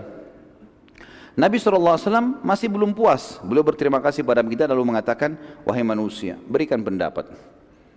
Masih kurang kalau cuma 3 orang. Ayo, siapa lagi yang bisa pendapat? Ahli sejarah mengatakan sebab Nabi SAW terus meminta pendapat karena semua yang memberikan pendapat dari Abu Bakar, Umar, Mikdad radhiyallahu anhu ini adalah orang-orang Mekah semua. Orang-orang Mekah wajar karena mereka masih marah sama Quraisy, perilaku-perilaku yang jahat. Belum ada satupun orang Madinah yang memberikan pendapat nih. Makanya Nabi tanya terus, wahai manusia. Tapi Nabi punya tata krama. Nabi enggak bilang, wahai Ansar bagaimana kalian? Enggak. Wahai manusia, berikan pendapat lagi. Nabi tunggu terus. Terus saja, dan tercatat dalam sejarah ini baru peperangan pertama diikuti oleh orang-orang Ansar bersama Nabi SAW. Dan perlu digarisbawahi teman-teman sekalian, di Bai'at Aqabah pada saat Nabi SAW di Mekah dan orang-orang Quraisy, orang-orang Madinah datang membaiat Nabi SAW, memberikan kesetiaan, janji setianya, itu akan membela Nabi di Madinah, di kota Madinah. Di luar Madinah belum ada akad. Akadnya waktu itu, kalau Anda datang ke Madinah ya Rasulullah, kami bela Anda. Jadi belum ada akad, kalau sudah tiba di Madinah kami menyerang, Anda menyerang kami ikut, belum ada itu. Maka Nabi SAW ingin tahu ini, benar gak ini, gimana Madinah ini? Pada saat itu teman-teman sekalian, Sa'ad bin Mu'adz, tadi tokoh kita yang mulia, pimpinan suku Aus, tadi saya keliru, saya katakan Khazraj ya. Beliau berdiri lalu mengatakan, kami melihat ya Rasulullah, seakan-akan Anda menyinggung kami orang-orang Ansar. Kata Nabi SAW, iya. Ya. Karena ini berat, ini peperangan, menumpahkan darah, meninggalkan keluarga, segala macam. Saat lalu berkata, demi Allah ya Rasulullah, bila Anda menyeberangi lautan, niscaya kami akan senantiasa bersama Anda. Maka Nabi SAW sangat senang dengan pernyataan Sa'ad, karena Sa'ad mewakili orang-orang Ansar, pimpinan mereka. Lalu beliau bersabda pada saat itu, turun wahyu menyampaikan berita gembira khusus bagi yang hadir di situ. Kata Nabi SAW, berita gembira buat kalian semua. Ini yang hadir nih 313 orang dapat berita gembira dari langit sekarang. Beritanya adalah, sesungguhnya Allah Azza wa Jal, Allah yang maha tinggi dan maha mulia, telah menjanjikan kepadaku salah satu dari 2 kemenangan. Berhasil mendapatkan kafilah dan kita rebut semuanya 2.500 ekor unta, atau kalaupun berhadapan sama musuh pasukan Quraisy kita akan menang walaupun jumlah mereka 1.000. Maka para sahabat senang dengan berita ini, berarti berita wahyu langsung sampai dari langit. Ini pasti menang, mau lemah, mau jumlahnya sedikit, mau tidak punya keterampilan perang, pokoknya menang. Tiketnya sudah ada. Tapi para sahabat itu yakin benar. Anda nggak tahu kalau kita yang hadir pada saat itu. Allahu a'lam. Dari seluruh mukminin yang patuh kepada Tuhan yang Maha Perkasa dan Rasulnya Muhammad sallallahu alaihi wasallam, semuanya gembira, tetapi ada satu hal kata ulama sejarah ya. Di sini jiwa para sahabat berharap dapat kafilah, bukan perang. Karena mereka juga berpikir kafilah cuma 40 orang yang dilawan. Ini 1000 orang. Ini penjaga kafilah biasa seperti mereka. Ini pasukan perang keluar dengan banyak bekal. Maka jiwa mereka tetap berharap supaya dapat kafilah. Mereka tidak berharap ada peperangan. Dan Allah ceritakan masalah itu dalam surah Anfal ayat surah nomor 8 ayat 5. A'udzu billahi minasyaitonir rajim, kama akhrajaka rabbuka min baitika bil haqq wa inna fariqam minal mu'minina lakarihun. Sebagaimana Tuhanmu telah mengeluarkan Muhammad dari rumahmu dengan kebenaran, artinya tadi sudah kita bilang ada rekayasa tanda kutip Allah di sini. Dan sesungguhnya sebagian orang-orang mukmin tidak menyukainya. Mereka tidak berharap terjadi peperangan, berharap mengejar kafilah. Nabi SAW terus saja ya, lalu meneruskan perjalanan setelah mendapat pendapat tersebut hingga sampai ke sebuah tempat di wilayah Badr yang bernama Udwatid Dunya. Tepatnya di utara Badr, dan beliau berkemah di belakang Udwatid Dunya. Jadi perlu saya kasih gambaran tentang kondisi perang Badr teman-teman. Ada satu gunung besar. Gunung besar ini yang lebih dekat dengan Madinah namanya Udwatid Dunya. Di sebelahnya gunung itu namanya Udwatil Quswa. Jadi dunia dan Quswa gitu ya. Pasukan Nabi SAW tiba di Udwatid Dunya. Belum tahu ini lokasi perang di mana, tapi yang jelas sampai di situ. Lalu Nabi SAW menyuruh para sahabat untuk tinggal sejenak, istirahat. Dan itu sudah menjelang malam. Rupanya tanpa diketahui oleh Nabi SAW, pasukan Quraisy tiba di Udwatil Quswa.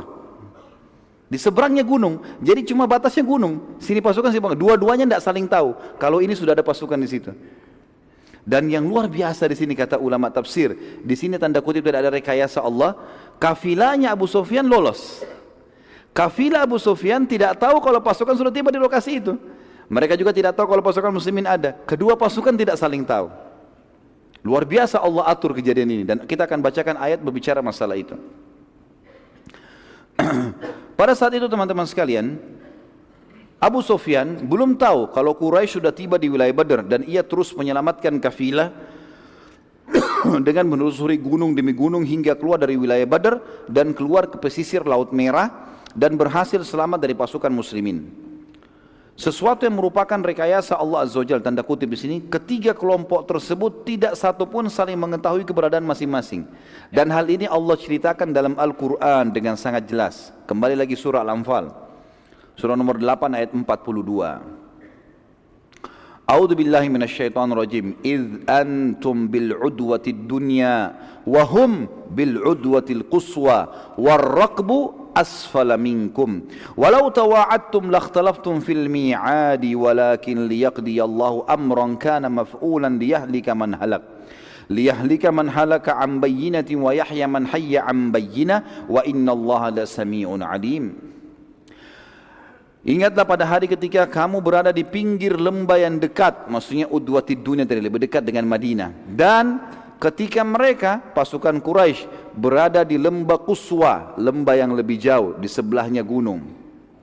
Sementara kafilah yang sedang kalian kejar berada di bawah kalian, maksudnya sudah melampaui tempat itu, sudah berhasil lolos. Sekiranya kata Allah, kalian mengadakan perjanjian untuk pertempuran itu, pasti kalian tidak akan sependapat dalam menentukan hari pertempuran itu. Akan tetapi Allah mempertemukan dua pasukan itu agar Dia Allah melakukan suatu urusan yang mesti dilaksanakan. Kata para ulama tafsir adalah memberikan kemenangan untuk muslimin dan mempermalukan orang-orang musyrik. Yaitu kata Allah, agar orang yang binasa itu binasa selama-lamanya. Tokoh-tokoh Quraisy nanti kita lihat akan banyak yang mati di perang Badr, termasuk musuh Islam yang paling besar siapa? Abu Jahal. Dia akan binasa di sini nanti. Kita akan dengar kematiannya nanti. Gitu kan? Dengan keterangan yang yaitu orang agar binasa orang-orang yang ya selama-lamanya orang-orang yang yaitu agar orang yang binasa selamanya dengan keterangan yang nyata pasti mereka mati, dan agar orang yang hidup itu hidupnya dengan keterangan yang nyata pula. Maksudnya orang-orang beriman mereka tahu ternyata menang bisa didapatkan walaupun jumlah mereka lebih sedikit, dan mereka yakin mereka dalam keadaan benar. Sesungguhnya Allah Maha mendengar lagi Maha mengetahui. Ayat inilah teman-teman sekalian yang membuat para ulama mengatakan tadi ada rekayasa tanda kutip Allah yang Maha tinggi, karena Allah mengatakan kalau kalian janjian nggak bakal terjadi nih. Lokasi Allah yang tentukan, gitu kan? Pertemuan musuh Allah tentukan, kafilah Quraisy lolos Allah yang tentukan, semua sudah diatur. Dan kesimpulan sederhana kata para ulama sejarah, perang Badar telah diatur langsung oleh Allah Azza wa Jalla dari langit. Nabi SAW mengutus mata-mata untuk mengumpulkan informasi. Seperti biasa ikhtiar manusiawi. Dan perlu kita tahu Nabi SAW menggabungkan antara ikhtiar manusiawi beliau dengan wahyu yang turun. Selama wahyu belum datang beliau ikhtiar manusiawi. Jadi kan, berusaha sampai wahyu datang meluruskan kalau salah atau membenarkan kalau benar. Nabi SAW mengutus beberapa mata-mata untuk mengumpulkan informasi. Saat itu terdapat 2 anak muda dari pasukan Quraisy yang sedang mencari air. Lalu mereka lewat dari Udwatil Quswa, mutar dari gunung. Mereka tidak tahu kalau ada pasukan muslimin. Lewat tengah-tengah pasukan muslimin. Mereka tidak tahu juga kalau ini pasukan. Pikirannya kemah, orang lagi nginap malam-malam gitu. Lewat ditahan oleh pasukan muslimin. Ternyata pakai baju perang. Bahasanya bahasa orang Quraisy. Maka oleh pasukan muslimin ditangkap, ditawan. Lalu kemudian para sahabat ini dimukuli. Kalian dari mana? Kalian orang kafilah Quraisy atau dari pasukan Quraisy? Mereka bilang kami dari pasukan Quraisy. Sahabat gebukin lagi. Enggak mungkin, kok pasti kalian dari kafilah. Karena sahabat berharap ini kafilah saja yang ditemuin, bukan pasukan.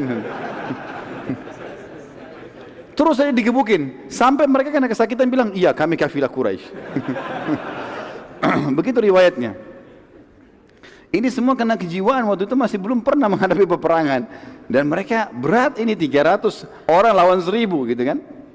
Nabi SAW pada saat selesai sholat subuh, karena ini sudah ditawan ya, langsung beliau bersabda mengatakan Subhanallah, Maha Suci Allah, saat mereka jujur pada kalian, kalian pukuli gitu kan. Dan pada saat mereka bohong malah kalian lepaskan. Sekarang mereka bohong bilang kami dari kafilah. Ini 2 orang yang dari pasukan Quraisy gitu. Abu Sufyan pada saat itu berhasil menyampaikan kafilah teman-teman sekalian, dan posisinya sudah berada jauh di belakang pasukan Quraisy, sudah menuju ke jalan Mekah. Abu Sufyan pun pada saat itu tahu informasi, dia kirim orang-orang tinjau lokasi, ternyata pasukan Quraisy dilihat sudah ada, sudah pagi hari, pasukan muslim sudah ada. Maka mulailah Abu Sufyan pada saat itu ngirim surat cepat kepada pasukan, hai Quraisy, kafilah kita sudah selamat. Maka pulanglah. Abu Sufyan suruh pulang. Karena tujuan minta bantuan tadi untuk apa? Selamatkan kafilah. Sudah selamat harta kita. Untuk apa perang? Ternyata peperangan tadi yang berat ini bukan cuma dirasakan oleh muslimin. Orang kafir Quraisy pun berat. Mereka nggak mau perang. Mereka tidak mau perang gitu kan. Karena kontak fisik langsung dengan muslimin belum pernah mereka hadapi. Dan mereka khawatir itu. Mereka tahu ada konsep jihad. Mereka berharap mati syahid. Mereka tahu masalah itu. Suku Zumrah, satu suku besar Quraisy, pada saat menerima surat dari Abu Sufyan, mereka mengatakan kita kan keluar untuk menyelamatkan kafilah dan sekarang telah selamat, maka tidak perlu lagi ada peperangan. Akhirnya mereka semua kembali dan tidak seorang pun dari mereka yang ikut berperang, sempat pulang. Gitu kan? Tapi di sini saya tidak temukan teman-teman jumlah mereka berapa.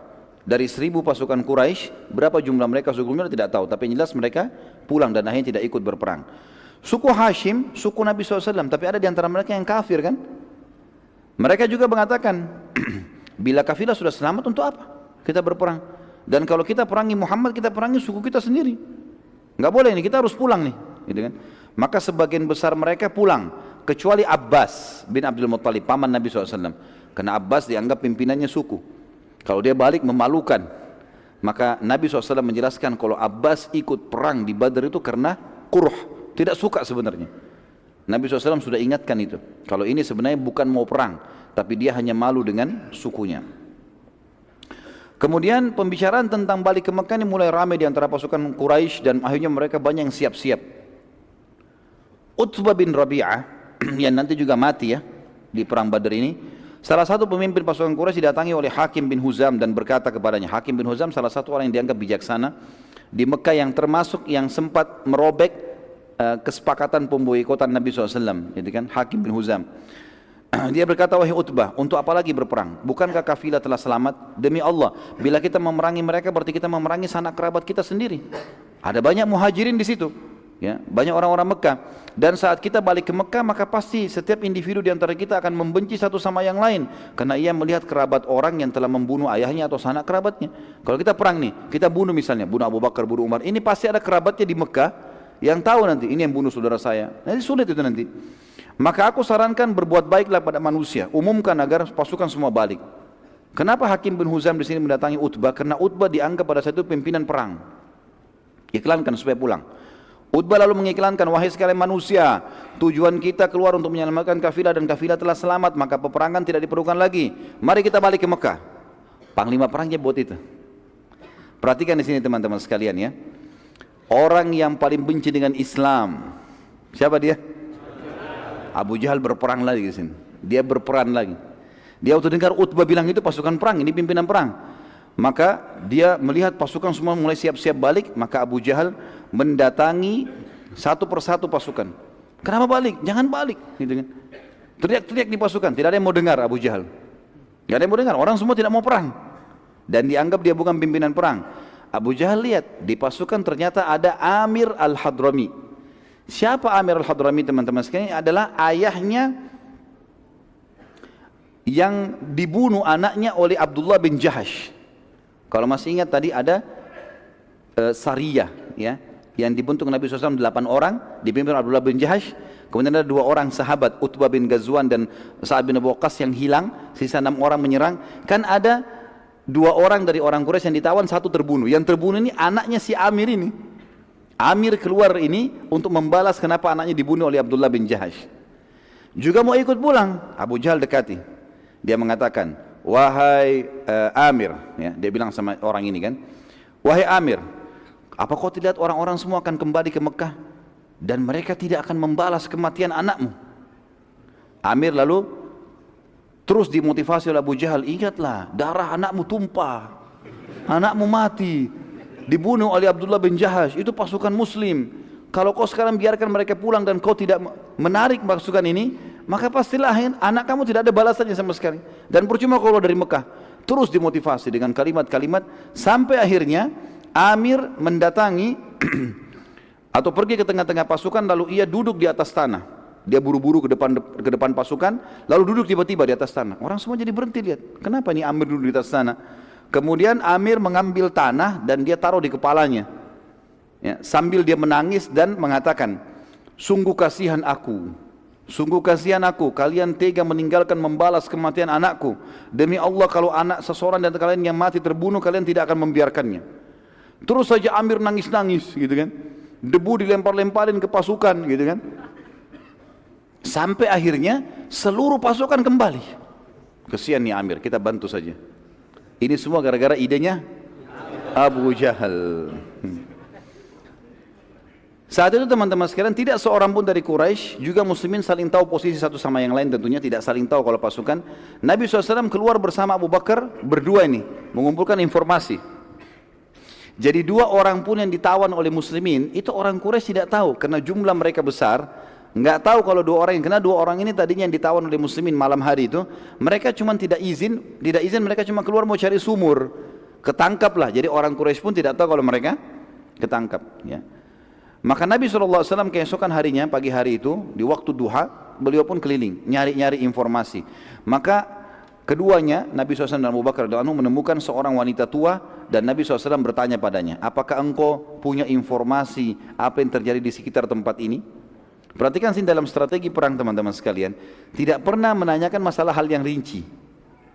Tadi kita lihat juga kasus waktu pertama sekali Abu Sufyan mau menyelamatkan kafilah, bagaimana dia mengecek kotoran tadi unta itu, dan dia tidak bertanya apa-apa, dia cuma bilang ada orang lewat sini, oh ada 2 orang. Dia tidak tanya siapa mereka, enggak, langsung ke sana, langsung cek, oh ternyata betul, kirim surat langsung. Seperti itu. Juga 2 orang sahabat tadi begitu dengar dari 2 perempuan ini, nanti kalau kafilah lewat, saya akan transaksi dengannya. Maka langsung pulang ke Madinah melapor. Begitu luar biasa mereka memata-matai dan sudah faham kalau ini adalah informasi yang dibutuhkan. Perempuan tua ini tahu kalau di sebelah ada pasukan Quraisy. Mereka lihat, perempuan ini tahu, dia tinggal di lokasi itu. Dia tahu kafilah Abu Sufyan sudah lewat. Nabi SAW tanya, apakah engkau punya informasi apa yang terjadi di lokasi sekitar sini? Orang itu bertanya, perempuan tua ini, siapa kalian?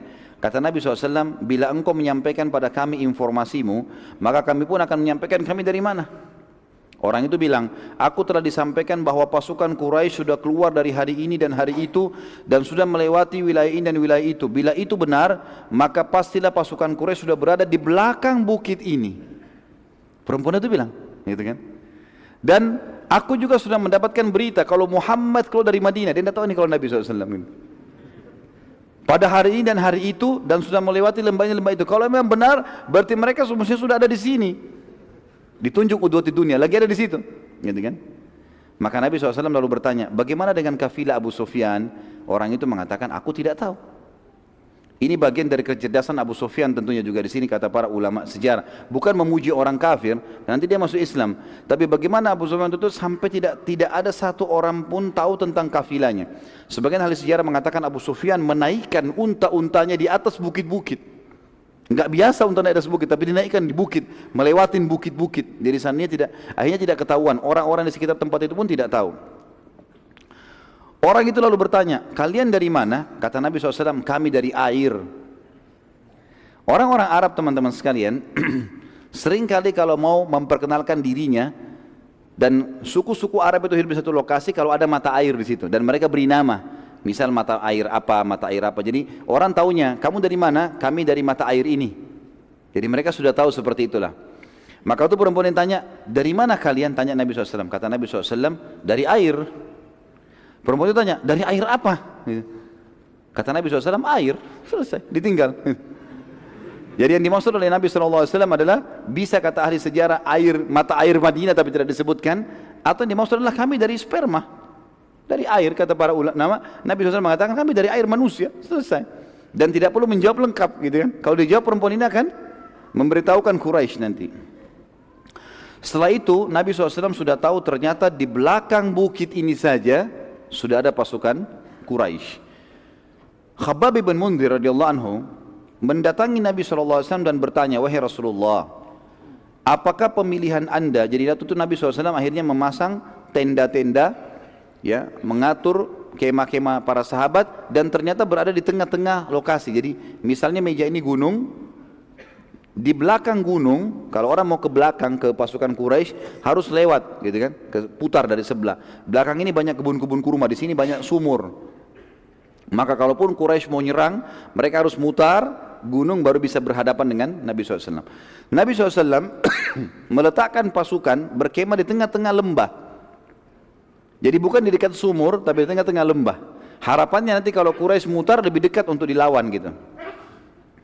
Khabbab bin Mundhir, salah satu ahli perang Ansar di Madinah, berkata, ya Rasulullah, saya ingin bertanya, apakah pemilihan tempat ini di tengah-tengah lembah ini wahyu dari langit atau hanya strategi perang anda pribadi? Dan ini yang saya bilang tadi teman-teman sekalian. Jadi Nabi SAW mempertemukan antara pendapat pribadi beliau, ijtihad kalau belum ada wahyu, dengan wahyu kalau turun untuk membenarkan itu. Kalau pendapat beliau SAW tidak sesuai dengan wahyu, maka beliau tinggalkan, gitu kan. Di sini kata Nabi SAW, ini cuma strategi perang, nggak ada hubungannya sama sekali dengan wahyu. Bukan Allah yang suruh berkemah di tengah-tengah lembah. Maka kata Khabbab radhiyallahu anhu, baik, kalau begitu Rasulullah, kami memiliki pengalaman dalam berperang dan bertahan di Madinah. Maka pendapat kami, kita tidak tepat kalau berkemah di tengah-tengah lembah ini. Yang paling baik adalah kita menuju ke belakang kebun-kebun kurma itu, di situ banyak sumur, pasukan berkemah di situ. Sehingga mereka bisa minum kalau haus, mereka bisa memberikan minum pasukan kalau lagi berperang. Dan Quraisy tidak punya sumur di situ. Kalau mereka pun mau minum, kalau habisan air, mereka harus mutar ke belakang pasukan muslimin. Maka Nabi SAW mengatakan pendapat yang baik, lalu Nabi SAW mengikuti pendapat sahabat itu. Dan ini juga pelajaran teman-teman, pentingnya orang bermusyawarah, dan bukan aib kita memberikan masukan kepada seseorang kalau memang ada pendapat yang lebih baik. Dan Nabi SAW menunjukkan kebijaksanaan beliau untuk mendengar apa yang disampaikan. Pada malam harinya Allah yang Maha Suci menurunkan rahmatnya untuk meringankan peperangan bagi muslimin. Allah yang Maha Suci menurunkan pasukan bantuan dari malaikat dan menurunkan hujan pada saat itu agar tanah yang ditempati kaum mukminin jadi basah. Dan yang turun kepada kaum muslimin adalah hujan gerimis. Hujan gerimis. Sehingga membuat seluruh pasukan muslimin malam itu tertidur karena lembutnya air hujan, halus sekali lembut, gerimis, maka mereka ngantuk tertidur. Jadi mereka istirahat. Dan tanah di tempat mereka pijak itu menjadi basah, tapi basahnya tidak becek. Karena padang pasir teman-teman, kalau terlalu kering, berat untuk dijalani. Kita kalau jalan di padang pasir itu cepat capek, berat, tanahnya kering. Atau kalau basah sekali becek juga jadi berat, maka dia harus dibasahin sedikit saja. Maka menjadi bagus tanahnya, mudah untuk dilewati. Allah buat seperti itu keadaan di tengah-tengah pasukan muslimin. Dikatakan di sini, atau saya tulis teman-teman sekalian, pada malam harinya Allah Maha Suci menurunkan rahmatnya untuk meringankan peperangan bagi muslimin. Allah Maha Suci menurunkan bantuan dari malaikat hadir pada malam itu, menurunkan hujan agar tanah yang ditempati kaum mukmin jadi basah dan ringan, yang memudahkan mereka melangkah juga mengambil air dari sumur nantinya. Karena air sumur jadi penuh karena hujan turun. Kalau tadi airnya agak dalam sulit juga ditimbah gitu. Sementara di lokasi kaum musyrikin turun hujan yang sangat lebat di sebelah gunung ini. Hujan lebat sampai becek semuanya. Becek semuanya jadi kotor, baju mereka jadi basah gitu kan. Sehingga jadi berat badannya, berat tanahnya gitu kan. Unta-unta mereka juga jadi berat, bahan-bahan yang mereka bawa semuanya jadi basah. Hujan lebat gitu. Sehingga lokasi tanah mereka becek dan membuat langkah-langkah mereka berat, serta mereka jadi letih pada malam itu karena tidak bisa tidur, gitu kan. Juga membuat mukminin dengan hujan gerimis tadi menjadi mengantuk, dan mengantuk ini ternyata adalah cara yang paling tepat menghilangkan rasa takut. Orang kalau takut, kemudian dia ngantuk, takutnya hilang, tidur akhirnya, gitu. Ya ternyata dengan ngantuk takutnya hilang, gitu. Jadi kalau teman-teman ngantuk, kalau nggak takut ngantuk saja. Dikatakan pada saat itu beberapa orang sahabat yang bertugas pada malam itu, mereka mengatakan sampai-sampai saking ngantuknya pedang di tanganku jatuh sampai 7 kali. Dia berjaga malam, jadi ngantuk jatuh pedang bangun lagi, begitu terus sampai 7 kali, gitu kan. Allah Subhanahu Wa Taala menceritakan kejadian tersebut dalam surah Al-Anfal. Ini saya tadi katakan Al-Anfal menceritakan tentang perang Badr ini. Surah nomor 8 ayat 9 sampai ayat 14. A'udzu billahi minasyaitonir rajim. Dibuka Al-Qur'annya ya. إذ تستغيثون ربكم فاستجاب لكم أني ممدكم بألف من الملائكة. نعم. إذ تستغيثون ربكم فاستجاب لكم أني ممدكم بألف من الملائكة مردفين وما جعله الله إلا بشرى ولتطمئن به قلوبكم وما النصر إلا من عند الله إن الله عزيز حكيم إذ يغشيكم النعاس أمنة منه وينزل عليكم من السماء ماء ليطهركم به ويذهب عنكم رجز الشيطان وليربط على قلوبكم ويثبت به الأقدام إذ يوحي ربك إلى الملائكة أني معكم فثبتوا الذين آمنوا سألقي في قلوب الذين كفروا الرعب فاضربوا فوق الأعناق واضربوا منهم كل بنان ذلك بأنهم شاقوا الله ورسوله ومن يشاكك الله ورسوله فإن الله شديد العقاب ذلكم فذوقوه وأن للكافرين عذاب النار.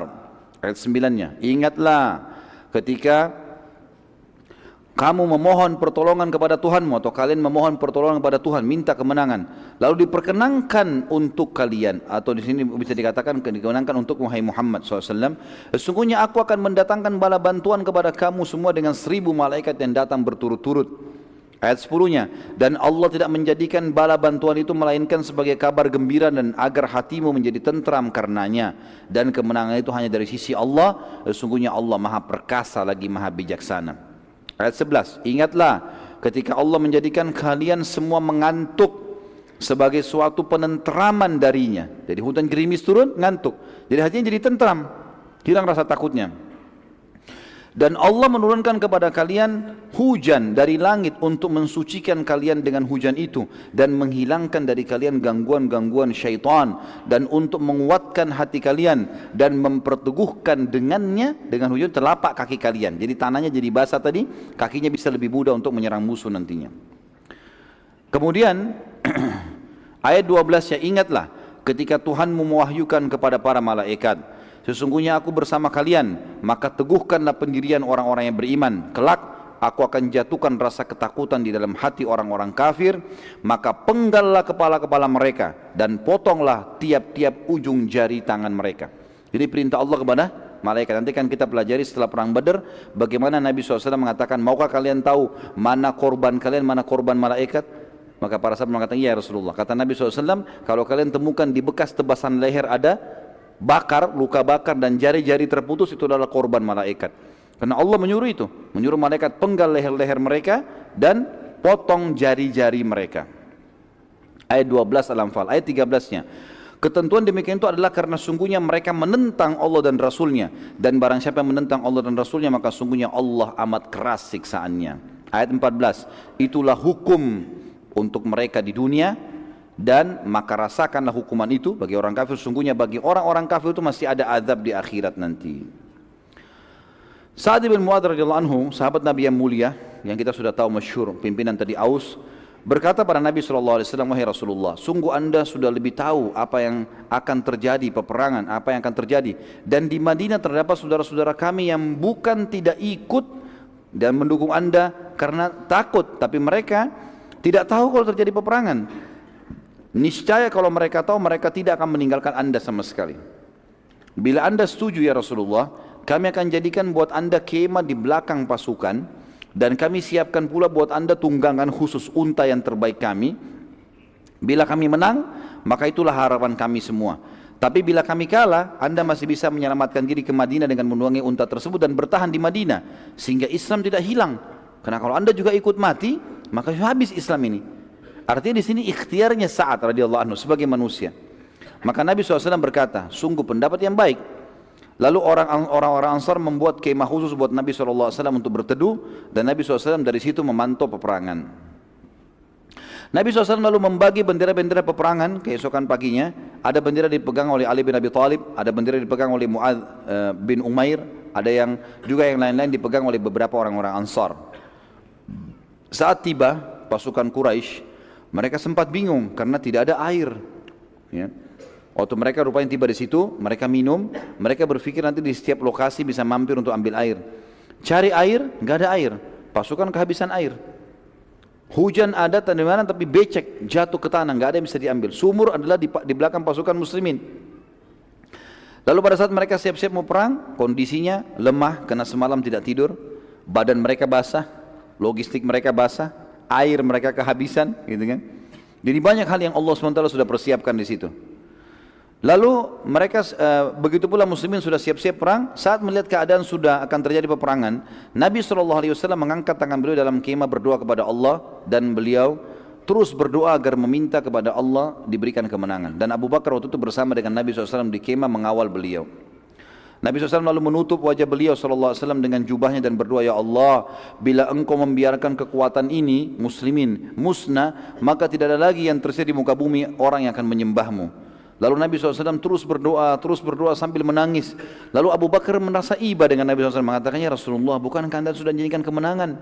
Bukankah anda adalah Rasulullah? Untuk apa kasihani diri anda? Ringankan doa anda. Sungguh Allah tidak akan menyusahkan anda. Maka Nabi SAW pun mengatakan, wahai Abu Bakar, sungguh doa itu adalah sebuah perintah. Kerjakan. Walaupun Allah sudah janji, kita ucapkan. Karena saya tidak ingin sahabat-sahabat saya jadi korban. Baik. Waktu masih ada ya? Hah? Sampai jam berapa nih? Saya lihat waktu Jakarta loh ini, jam 8 sekarang. Baik, ada beberapa kejadian luar biasa di Badar teman-teman sekalian. Beberapa kejadian besar di Badar. Sebelum terjadi peperangan kita bicarain, sebelum terjadi peperangan. Yang pertama, kisah sahabat yang mencium perut Nabi SAW. Saya tulis judulnya begitu. Pada saat selesai berdoa, sholat dan doa, Nabi SAW keluar dan mengatur saf sahabat. Nabi SAW tidak membagi-bagi pasukan, tapi menyatukan mereka dalam satu tempat. Nabi nggak bagi-bagi sisi kanan, sisi kiri, tengah, belakang, enggak. Pasukan sedikit, 313 orang. Bahkan yang ikut cuma 312, Abu Bakar mendampingi Nabi SAW. Pasukan disatukan di satu tempat. Terdapat sebuah kejadian kecil. Waktu Nabi SAW sedang mengatur saf dengan tongkat beliau, ada seorang dari Ansar yang kebetulan sangat gemuk, sampai waktu berdiri tubuhnya keluar dari saf. Maka Nabi SAW memerintahkan dia, mundurlah, agar lebih rapi safnya gitu kan. Sambil menekan ujung tongkat beliau ke perutnya sahabat itu. Mundur kamu gitu, ya. Lalu waktu itu tiba-tiba sahabat tadi berkata, "Ya Rasulullah, Anda telah menyakitiku. Maka aku ingin menuntut kisos." Minta kisos dari Nabi. "Anda tusuk saya juga tusuk ya Rasulullah." Gitulah mintanya. Ini medan perang dan ini sahabat. Sahabat yang lain semua dengar, langsung menghardik. "Ada apa dengan kau? Ini Rasulullah." Orang ini tetap saya berkata, "Ya Rasulullah, aku harus minta kisos." Maka Nabi SAW mengatakan, "Baiklah." Nabi itu berikan perut, kasih tongkat, ini perut saya. Kata dia, "Ya Rasulullah, tadi waktu Anda sentuhkan, baju saya sempat terbuka sedikit. Maka kena dengan tongkat Anda kulit saya juga mau begitu ya Rasulullah." Maka yang terjadi, Nabi SAW bukain sedikit baju. Waktu terbuka, ternyata orang ini datang langsung memeluk perut Nabi SAW lalu menciumnya. Gitu kan? Lalu kemudian Nabi SAW menanyakan, "Kenapa kau lakukan itu?" Dia bilang, "Ya Rasulullah, sekarang musuh depan mata. Jelas-jelas ini antara mati atau hidup. Saya ingin sebelum saya mati yang terakhir tersentuh dengan kulit saya adalah kulit Anda." Ini kejadian unik yang luar biasa. Maka Nabi SAW pun tersenyum. Tapi ini tentu satu orang, nggak mungkin orang semua buat itu ya. Pada saat itu teman-teman sekalian terjadi hal yang lain sebelum peperangan, namanya mubarazah, perang tanding. Orang-orang Arab dulu punya tradisi, sebelum perang yang besar, mereka perang tanding, keluar jagoannya sana, jagoannya sini, saling duel gitu kan. Itu untuk memotivasi pasukan, siapa yang kuat nih.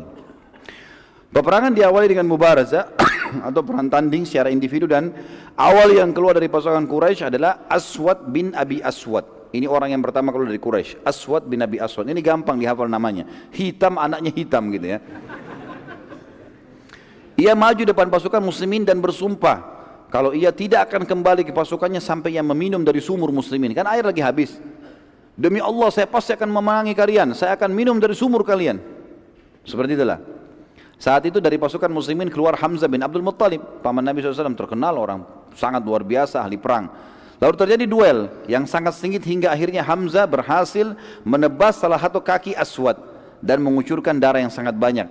Saat Aswad sudah enggak berdaya lagi, ia terus berusaha merangkak sampai ke sumur muslimin. Dia merangkak, darahnya terus menetes. Hamzah ikuti dari belakang. Pasukan Quraisy melihat dia mau menjalankan sumpahnya, datang sampai minum dari situ. Dia berusaha mau minum terus mati, enggak sempat minum gitu kan, terbunuh di akhirnya. Dan ini termasuk Aswad adalah korban pertama di perang Badar. Artinya orang pertama yang didaftar masuk neraka di perang Badar. Lalu keluar 3 orang sekaligus dari Quraisy. Utbah bin Rabi'ah, yang pertama ini tokoh Quraisy. Al-Walid bin Utbah, anaknya Utbah. Jadi Utbah keluar, anaknya juga keluar. Utbah bin Rabi'ah keluar. Al-Walid bin Utbah, anaknya dia keluar. Dengan Syaibah bin Rabi'ah, saudaranya Utbah. Jadi ini adik kakak dengan anaknya, keluar 3 orang menantang muslimin. Siapa yang mau tanding? Pada saat itu keluar dari muslimin 3 orang dari Ansar. Yang uniknya, yang keluar ini 2 orang anak muda, 15 sama 16 tahun. Mu'adz bin Afra dan Auf bin Afra. Ini punya kisah yang unik, nanti kita belajar di perang Badar. Luar biasa 2 orang ini. Keluar dan didampingi oleh sahabat Nabi yang mulia yang mati syahid di perang Mu'tah, Abdullah bin Rawaha radhiyallahu anhu ajma'in. Utbah berkata pada mereka, jadi waktu itu kan kalau orang perang teman-teman, matanya saja yang kelihatan. Biasanya orang tutup semua kan? Maka Utbah, Syaibah ini tidak tertutup semua, tidak kelihatan. Tapi sahabat-sahabat Nabi ini 3 orang ini terbuka mukanya, tapi mereka enggak kenal, ini bukan orang Mekah nih. Ditanya, "Siapa kalian ini?" Maka masing-masing menyebutkan nama-namanya dan nasabnya. Kata Utbah, "Sungguh kalian dari turunan terhormat, kami pernah dengar ini dari orang Madinah. Tapi kami ingin berhadapan dengan anak-anak suku kami sendiri dari Quraisy." Lalu Utbah berkata, "Wahai Muhammad, Ya, Utbah ini orang kafir mengatakan, wahai Muhammad, kami ingin berhadapan dengan anak-anak kaum kami sendiri. Keluarkanlah yang sepadan dengan kami dari sisi jalur nasab dan punya keterampilan perang. Sombong mereka mengatakan itu. Maka Nabi SAW lalu berkata, berdirilah wahai Ubaidah. Ubaidah ini adalah sepupu Nabi SAW. Berdirilah wahai Hamzah. Berdirilah wahai Ali. Nabi SAW pilih dari kerabatnya semua. Berdiri kalian ketiga, hadapin itu. Ubaidah bin Harith bin Abdul Muttalib. Ya. Jadi ini cucunya Abdul Muttalib. Jadi sepupu Nabi SAW. Karena Harith anak pertamanya Abdul Muttalib. Anaknya Harith namanya Ubaidah masuk Islam. Jadi ini sepupu Nabi SAW. Harith dengan Abdullah saudara. Gitu kan. Kemudian Hamzah, Hamzah bin Abdul Muttalib kita tahu paman Nabi SAW, dan Ali bin Abi Thalib misalnya Nabi SAW. Abdul Muttalib adalah paman Nabi SAW. Nabi SAW memilih yang terbaik dari jalur nasab, sepadan dengan mereka, dan juga pasti Utbah tidak akan nolak karena ini dari kerabat Nabi SAW. Utbah lalu berkata, siapa kalian? Maka ketiga sahabat tersebut memperkenalkan diri masing-masing. Kebetulan ketiga sahabat ini memang dipilih Nabi SAW selain dari orang Quraisy, juga mereka pakai baju perang. Ali bin Abi Thalib, Hamzah dan Ubaidah ini pakai baju perang dan tinggal matanya yang kelihatan. Jadi Utbah nggak kenal nih. Siapa kalian? Tiga-tiganya perkenalkan diri. Lalu pada saat itu tiga-tiganya atau Utbah mengatakan, kalian pantas menghadapan dengan kami. Lalu yang pertama maju Utbah melawan Ubaidah, sepupu Nabi SAW, anaknya Harith tadi. Hamzah melawan Syaibah dan Ali melawan Al-Walid. Ali bin Abi Thalib hanya dengan beberapa gerakan saja berhasil membunuh Al-Walid, mati. Berapa gerakan dikalahkan. Ali sangat mahir, luar biasa. Begitu juga Hamzah menyusul membunuh Syaibah dengan sangat cepat. Tertinggal sekarang Ubaidah dengan Utbah. Utbah memang kuat, Ubaidah masih muda. Tidak ada duel satu sama yang lain hingga keduanya jatuh, sempat terjatuh, gitu kan? Saling mukul, kemudian jatuh dua-duanya. Tapi dua-duanya belum mati. Ya. Dan sempat pada saat itu Utbah terkena sabetan pedang Ubaidah pada saat jatuh, dan Ubaidah sempat menangkis, terpukul saja di perisainya, tapi si Utbah kena pedang dan akhirnya berdarah, jatuh, kakinya luka. Maka Hamzah dan Ali mendekati Utbah lalu membunuhnya, dan mereka berdua memikul Ubadah ke pasukan muslimin. Dan selang beberapa waktu pada saat itu, karena ada pukulan Utbah yang keras walaupun tertangkis di perisai, rupanya terpukul ke dadanya Ubaidah, dan Ubaidah pun mati syahid, dan dia termasuk orang yang mati syahid di dalam perang Badar yang pertama. Quraisy melihat hal tersebut tidak mau lagi tanding. Tiga-tiga tokohnya mati semua dengan sekejap. Mereka terpukul dengan itu. Lalu mereka siap-siap untuk menyerang.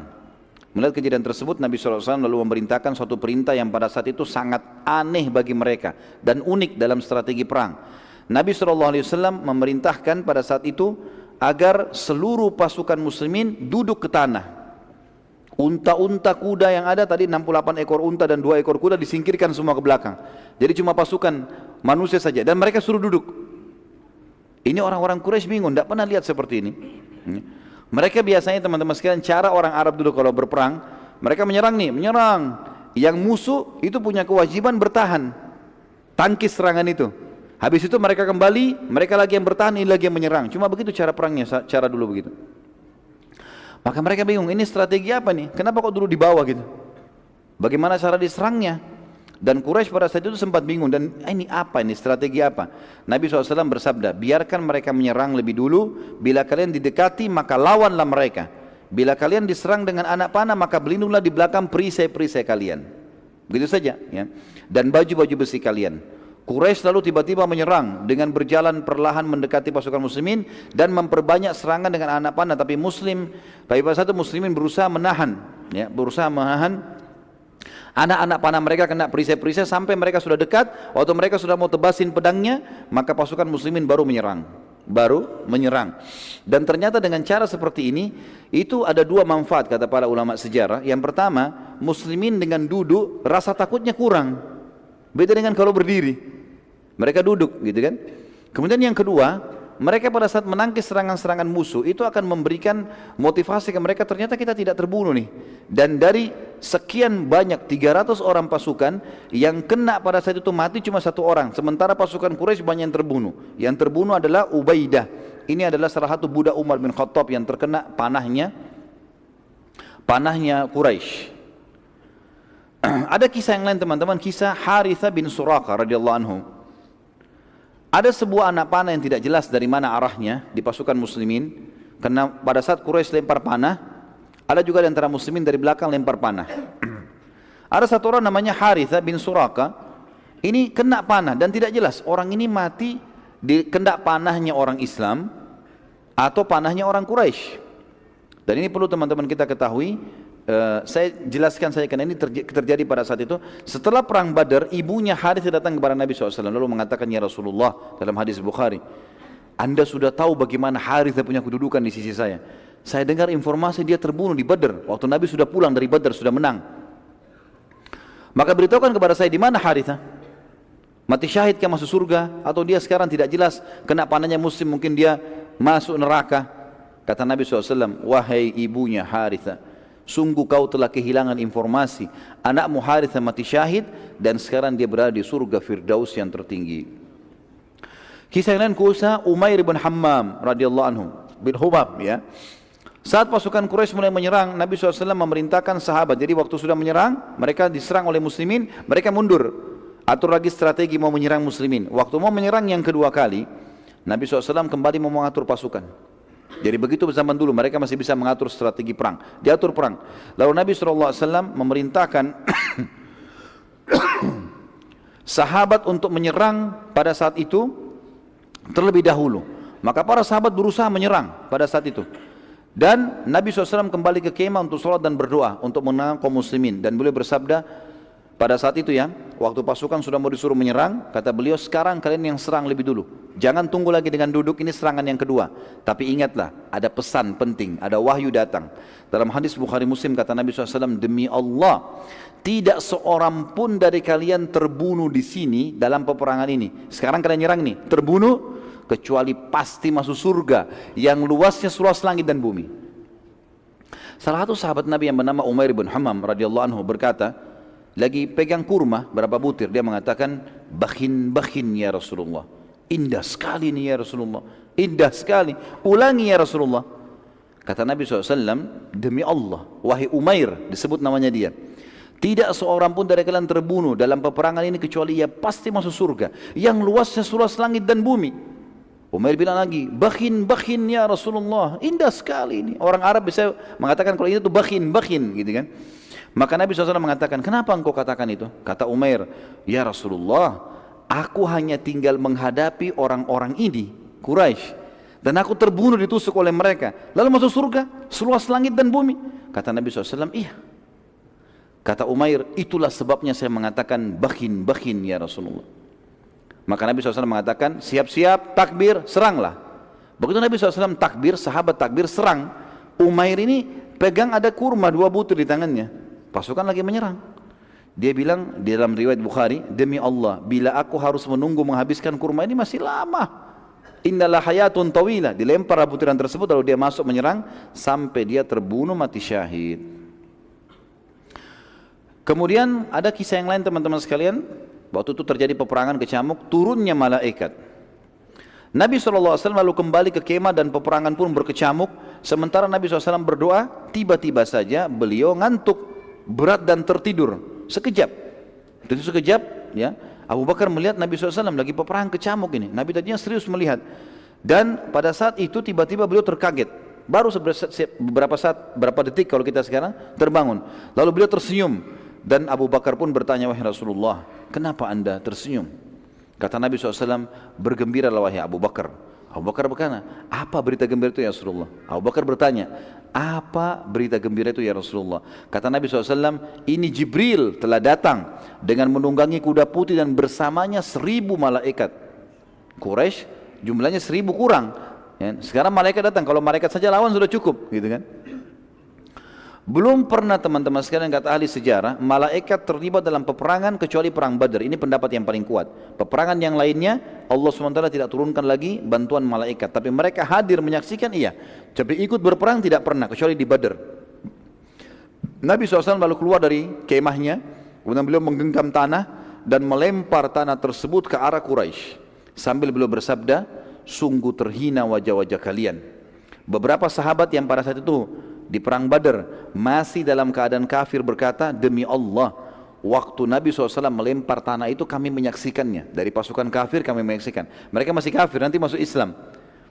dan tidak seorang pun di antara kami kecuali kena matanya debu itu. Lemparan pasir padahal cuma segenggam ya. Ratusan orang ini semuanya kena dengan itu. Pelemparan tanah tersebut Allah ceritakan dalam Al-Quran. Kembali surah Al-Anfal ayat 17 sampai 18. A'udzu billahi minasyaitonir rajim. Falam taqtuluhum walakinallaha qatalahum wa ma ramaita idz ramaita walakinallaha rama waliyubliyal mu'minina minhu bala'an hasana innallaha sami'un alim. Dzalikum wa annallaha muhinu kaidil kafirin. Maka yang sebenarnya adalah bukan kamu yang membunuh mereka hai Muhammad, bukan pasukan yang membunuh orang-orang Quraisy, akan tapi Allah lah yang telah membunuh mereka, dan bukan kamu yang melempar pada saat kau sedang melempar, tapi Allah lah yang telah melempar tanah itu sehingga menyebar ke mata pasukan Quraisy. Allah berbuat demikian untuk membinasakan mereka dan untuk memberi kemenangan kepada orang-orang mukmin dengan kemenangan yang sempurna. Sesungguhnya Allah maha mendengar lagi maha mengetahui. Itu ayat 17. Ayat 18-nya, itulah karunia Allah yang dilimpahkan kepada kalian dan sungguhnya Allah melemahkan tipu daya orang-orang kafir. Allah subhanahu wa ta'ala juga menceritakan teman-teman sekalian tentang kejadian ini dalam surah Al-Anfal ayat 9 dan ayat 10 ya.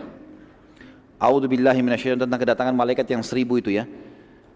إذ تستغيثون ربكم فاستجاب لكم أني ممدكم بألف من الملائكة مردفين وما جعله الله إلا بشرى ولتطمئن به قلوبكم وما النصر إلا من عند الله إن الله عزيز حكيم. Ingatlah ketika kamu memohon hai Muhammad kepada Tuhanmu pertolongan, lalu Allah perkenankan bagimu, sesungguhnya aku akan mendatangkan bala bantuan kepada kamu hai Muhammad dan pasukanmu 1000 malaikat yang turun atau datang berturut-turut, maksudnya bersamaan.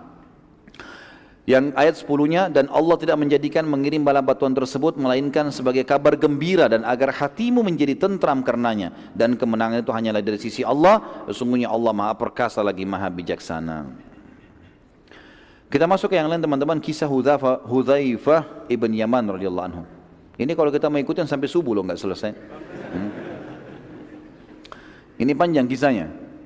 Nabi SAW memerintahkan agar muslimin tidak membunuh Abul Bukhturi karena ia yang telah membatalkan pemboikotan terhadap Nabi SAW dan Bani Hashim juga Bani Muttalib. Masih ingat Abul Bukhturi?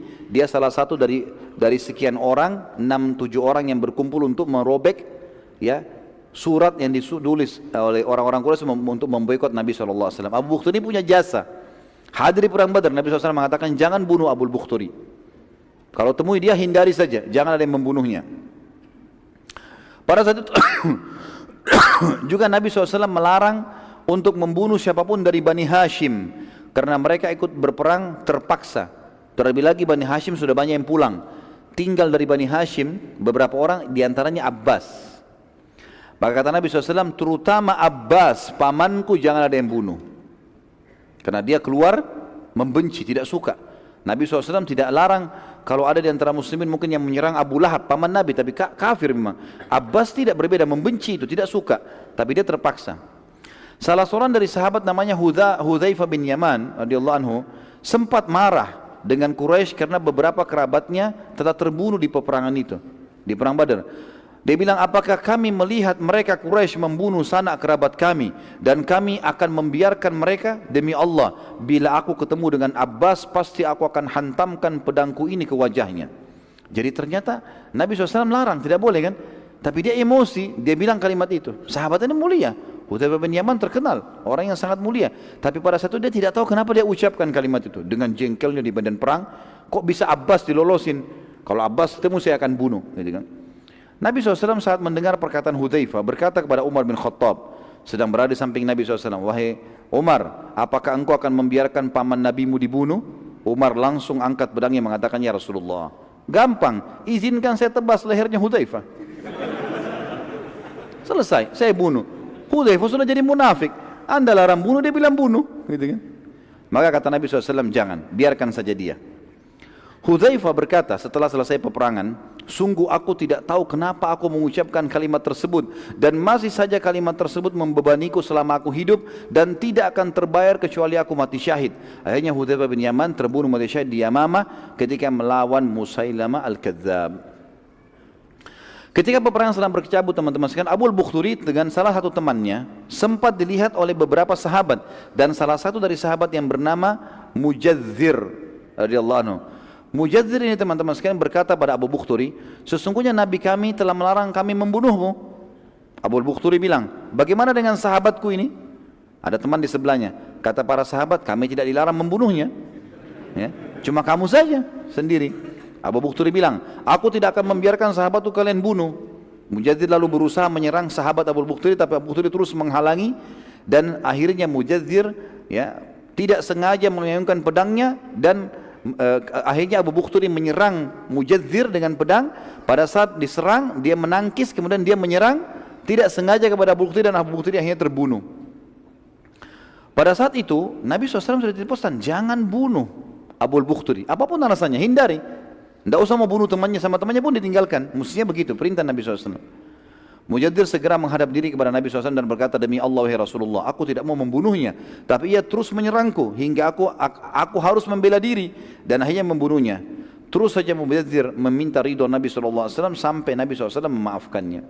Dan kita renung di sini teman-teman, bagaimana para sahabat sangat menjaga perintah dan juga larangan Nabi SAW. Lanjut lagi nggak ini? Subuh loh ini. Kisah Zubair bin Awam radhiyallahu anhu. Salah satu prajurit Quraisy yang terkenal dan sangat kuat namanya Ibnu Dzatu Kabsh. Ibnu Dzatu Kabsh ini teman-teman sekalian disebutkan dalam riwayat, badannya besar, kekar, kudanya juga besar, dari kepalanya sampai kaki kudanya semua besi.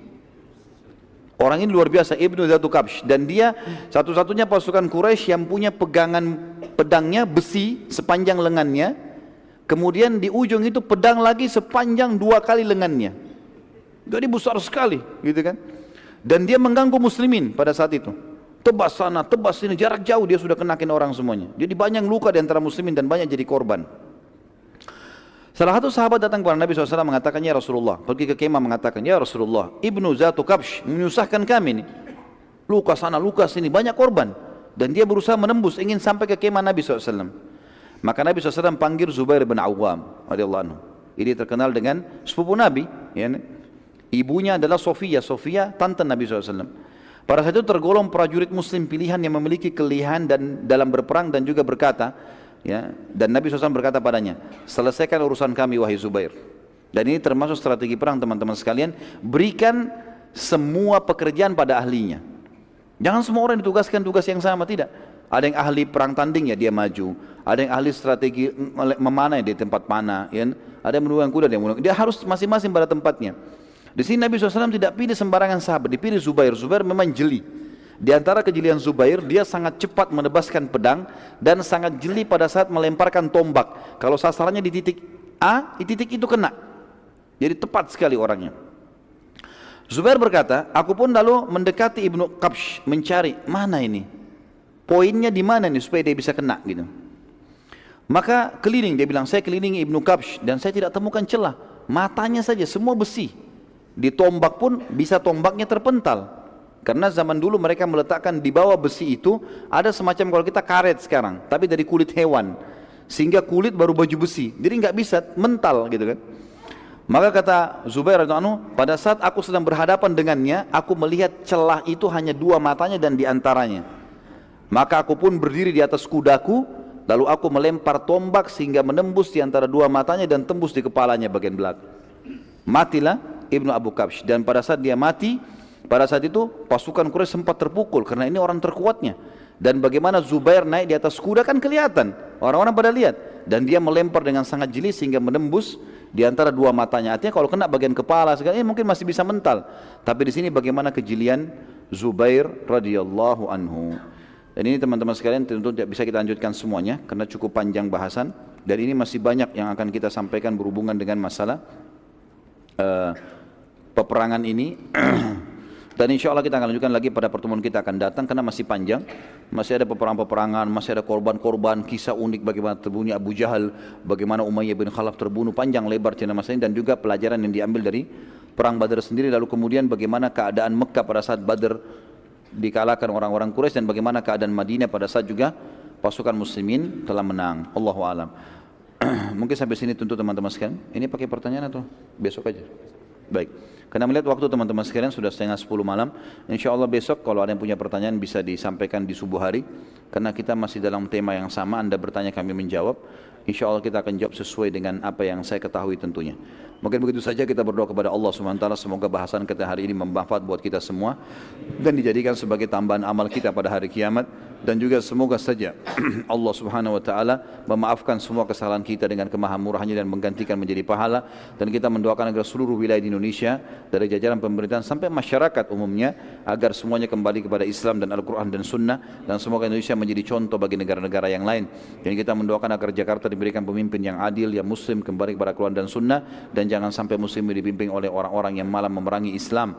Dan kita mendoakan saudara kita di Palestina, di Syria, di Yaman, di Irak, di Myanmar, di Ahsa, dimanapun mereka berada sedang terlindas, semoga Allah ikhlaskan niat mereka, terima para syuhada mereka, muliakan Islam di tangan mereka dan tangan kita semua, dan semoga Allah partisipasikan kita bersama mereka di pahala, baik dengan doa, harta, juga dengan jiwa kita. Dan semoga Allah dengan kemahamurahannya menyatukan kita semua di surga firdausnya tanpa hisab, sebagaimana disatukan kita di majlis ilmu yang mulia ini. Tentu teman-teman sekalian, sebelum kafaratul majlis saya mengingatkan kembali untuk teman-teman kembali kepada pengajian kami di YouTube dengan cara sistematis. Sistematis artinya ikutin perkajian. Hari Senin bisa bahas masalah Minhajul Muslim misalnya. Hari Selasa bisa kembali kepada Bulughul Maram kalau mau belajar fikih. Minhajul Muslim banyak bicara masalah akidah. Hari Rabu bisa belajar sirah misalnya, mengikutinya.